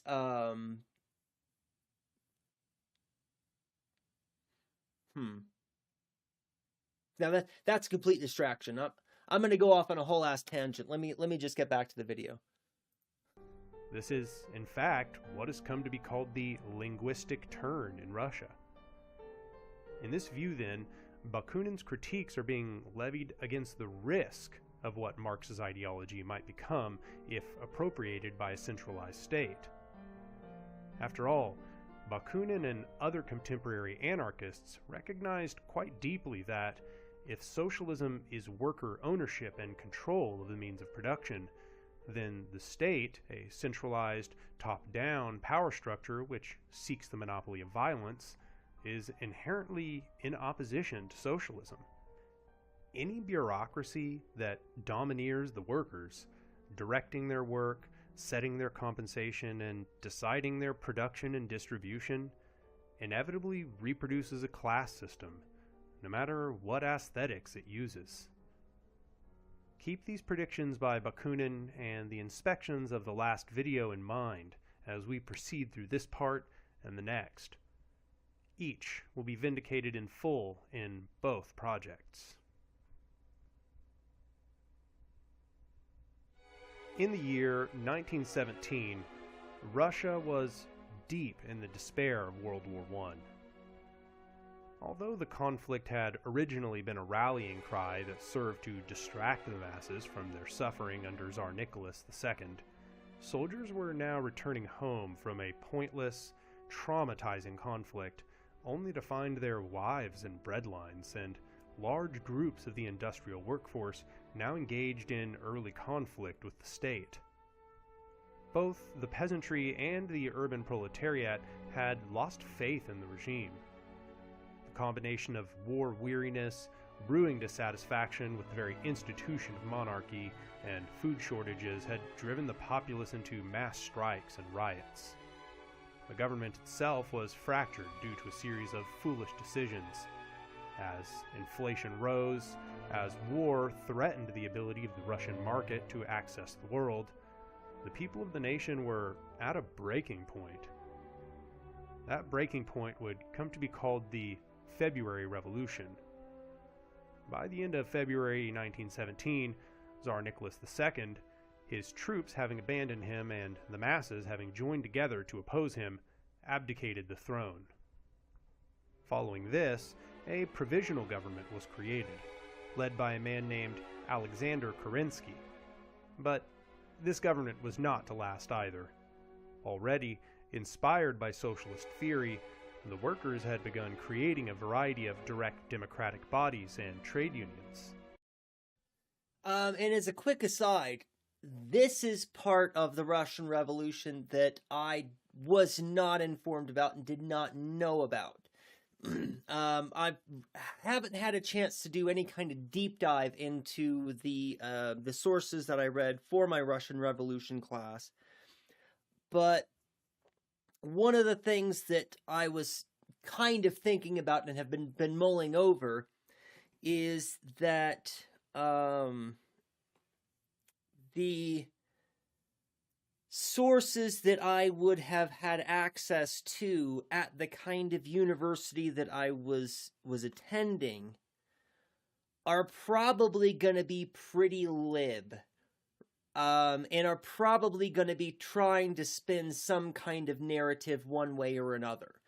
And as I'd mentioned, a decade ago, I was not very good at being critical of myself and my viewpoint and my interpretation of a text, let alone being able to be critical of the text and the author and their intentions. I was still very new at that kind of thing. Still not very good at it, I don't think. Just getting practiced, maybe. But so there's a lot of, what's the way to put this? When it comes to the retelling of history, and this is again speaking to my tendency to put things into simple binary categories, which is a habit that I was very well trained into at this point in my life, right? That I accept what is and reject what isn't, and that I need to find truth, and that is a concrete, discernible thing that I can know and can demonstrate to other people, right? And this is an idea that I've kind of given up on. There is no such thing as truth, not in an objective sense that you can have access to that other people don't, right? That's not a real thing. But what I'm getting to is that there is always value in revisiting the knowledge that you take for granted or take as granted.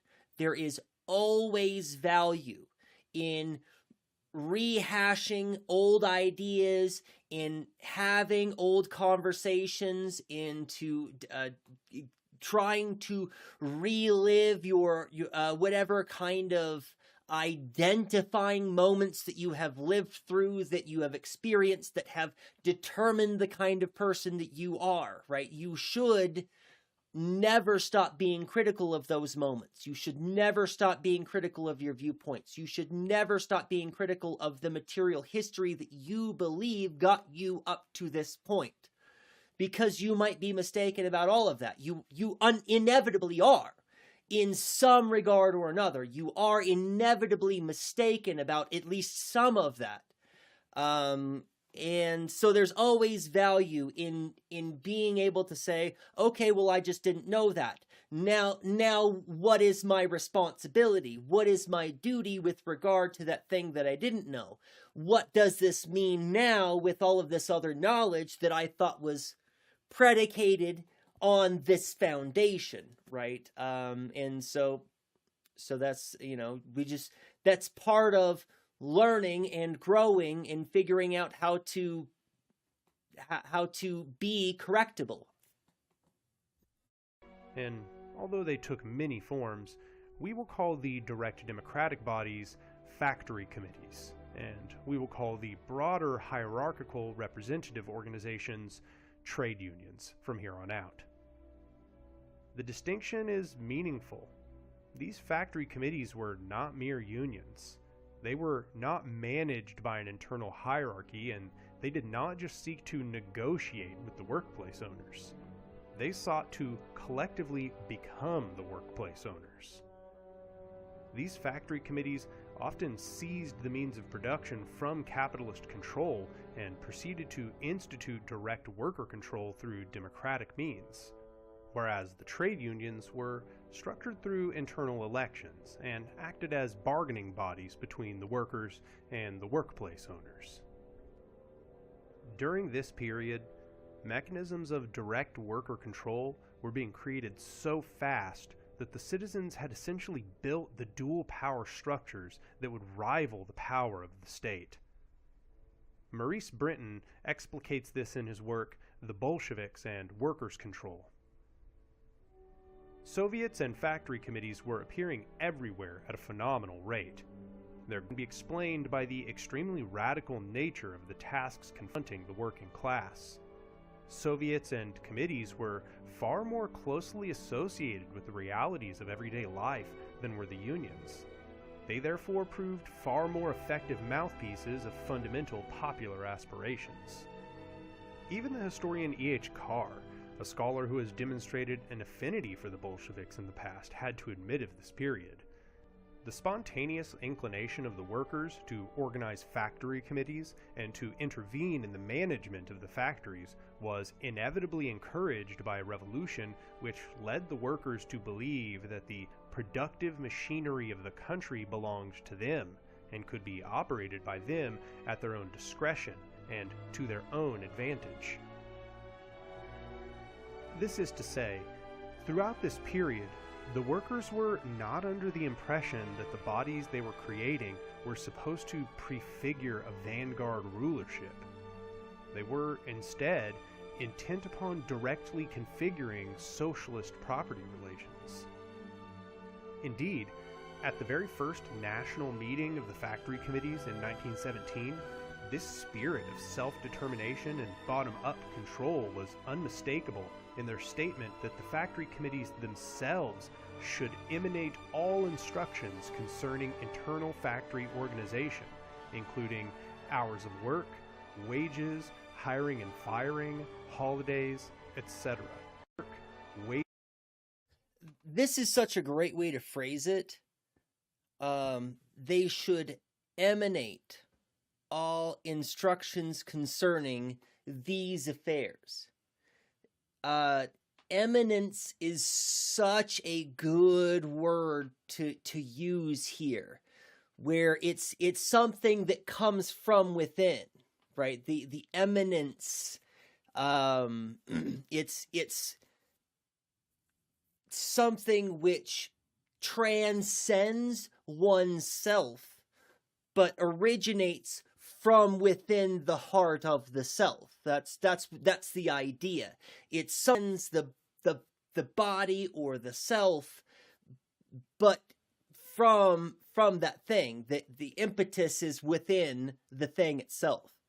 And that's just such a good use of language here. This is a better way to talk about the dictatorship of the proletariat than to call it the dictatorship of the proletariat. Right, to talk about the immanence of structures as determined by the working class who are working within those structures, right? The people who are doing the work are the ones doing the informing of how those structures are organized, right? That it's, you know, from directly within the thing itself is from whence the principles come. Internal factory organization, including hours of work, wages, hiring and firing, holidays, etc. This was echoed clearly in the anarcho-syndicalist magazine Golos Truda, saying the people demanded total workers' control, embracing all plant operations, real and not fictitious control, control over work rules, hiring and firing, hours and wages, and the procedures of manufacturing. The Bolsheviks, while maintaining views that centralization is necessary, could not be seen to be in opposition to such a state of affairs so long as the revolution was still underway. The factory committees were the fighting bodies of the economic insurrection. The Bolsheviks would even make public statements that the factory committees were the battering ram that would deal blows to capitalism, organs of class struggle created by the working class on its own ground. And there was a cynical part of me when I was rereading State and Capital that was continually considering whether or not to believe, whether or not Lenin believed in the words that he was saying, in the words that he wrote in State and Revolution.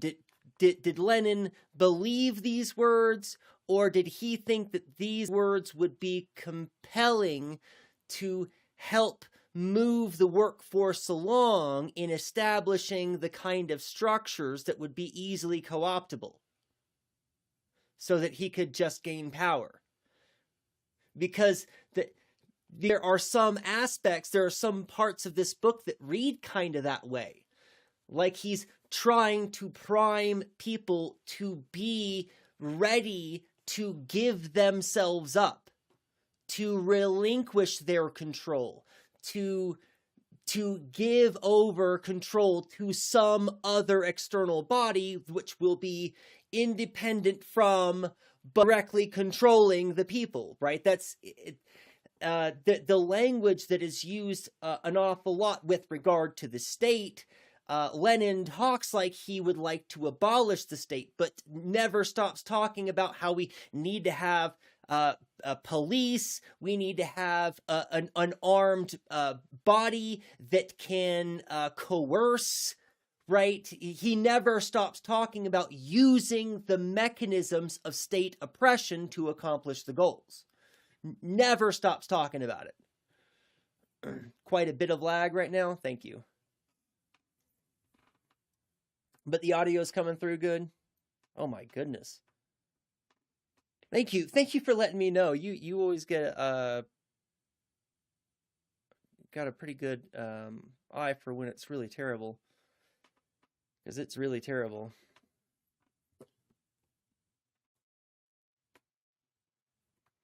It's not cloudy. The weather should be okay, but in fact, I just got disconnected from YouTube.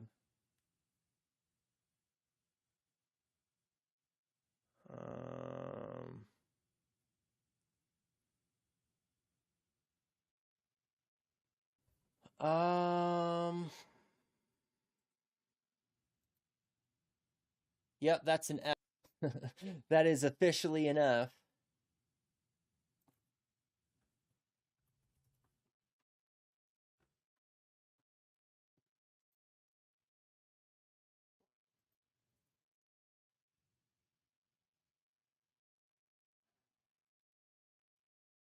Yep.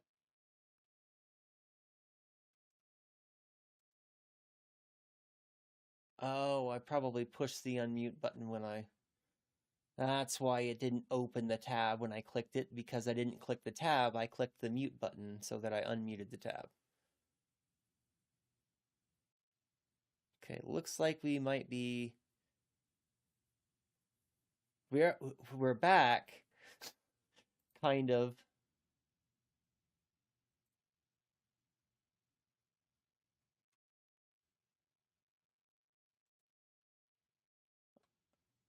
Okay.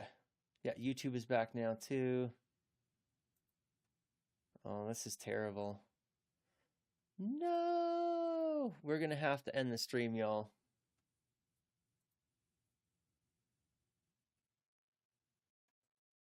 Because I'm not getting it back. I'm just dropping more and more frame rates. This is just getting worse and worse.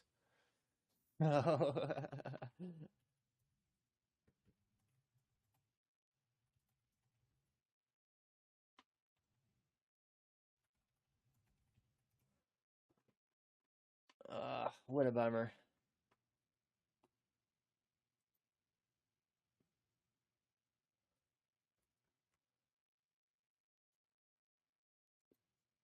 What an absolute bummer. Well, let's see if I can get the raid to go through. I'm gonna try and get us raided out to somewhere.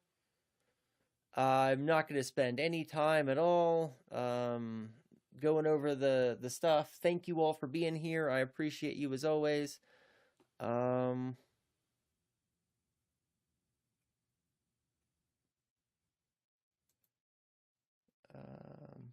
Yeah, absolutely. Thank you. I'm just gonna find a target and raid out. Thank you so much for being here. I appreciate you all so much.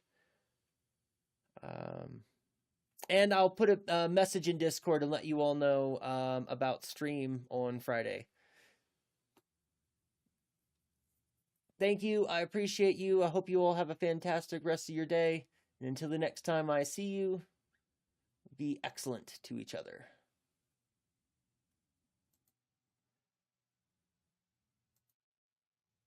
It won't let me raid now. There we go.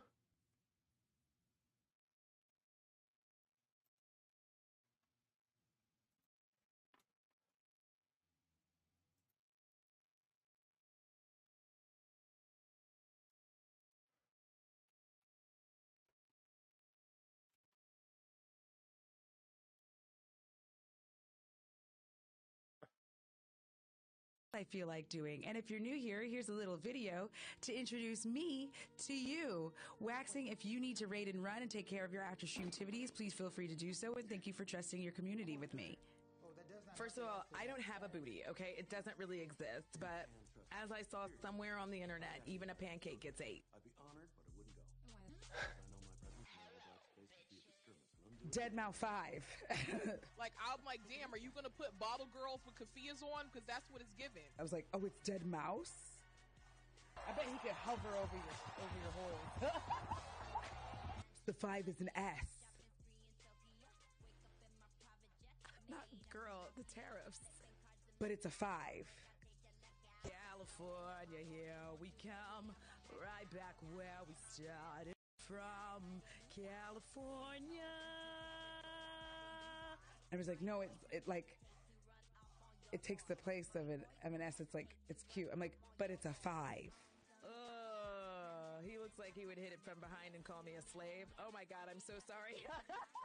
Remember, it could always be worse. Dead mouse it is.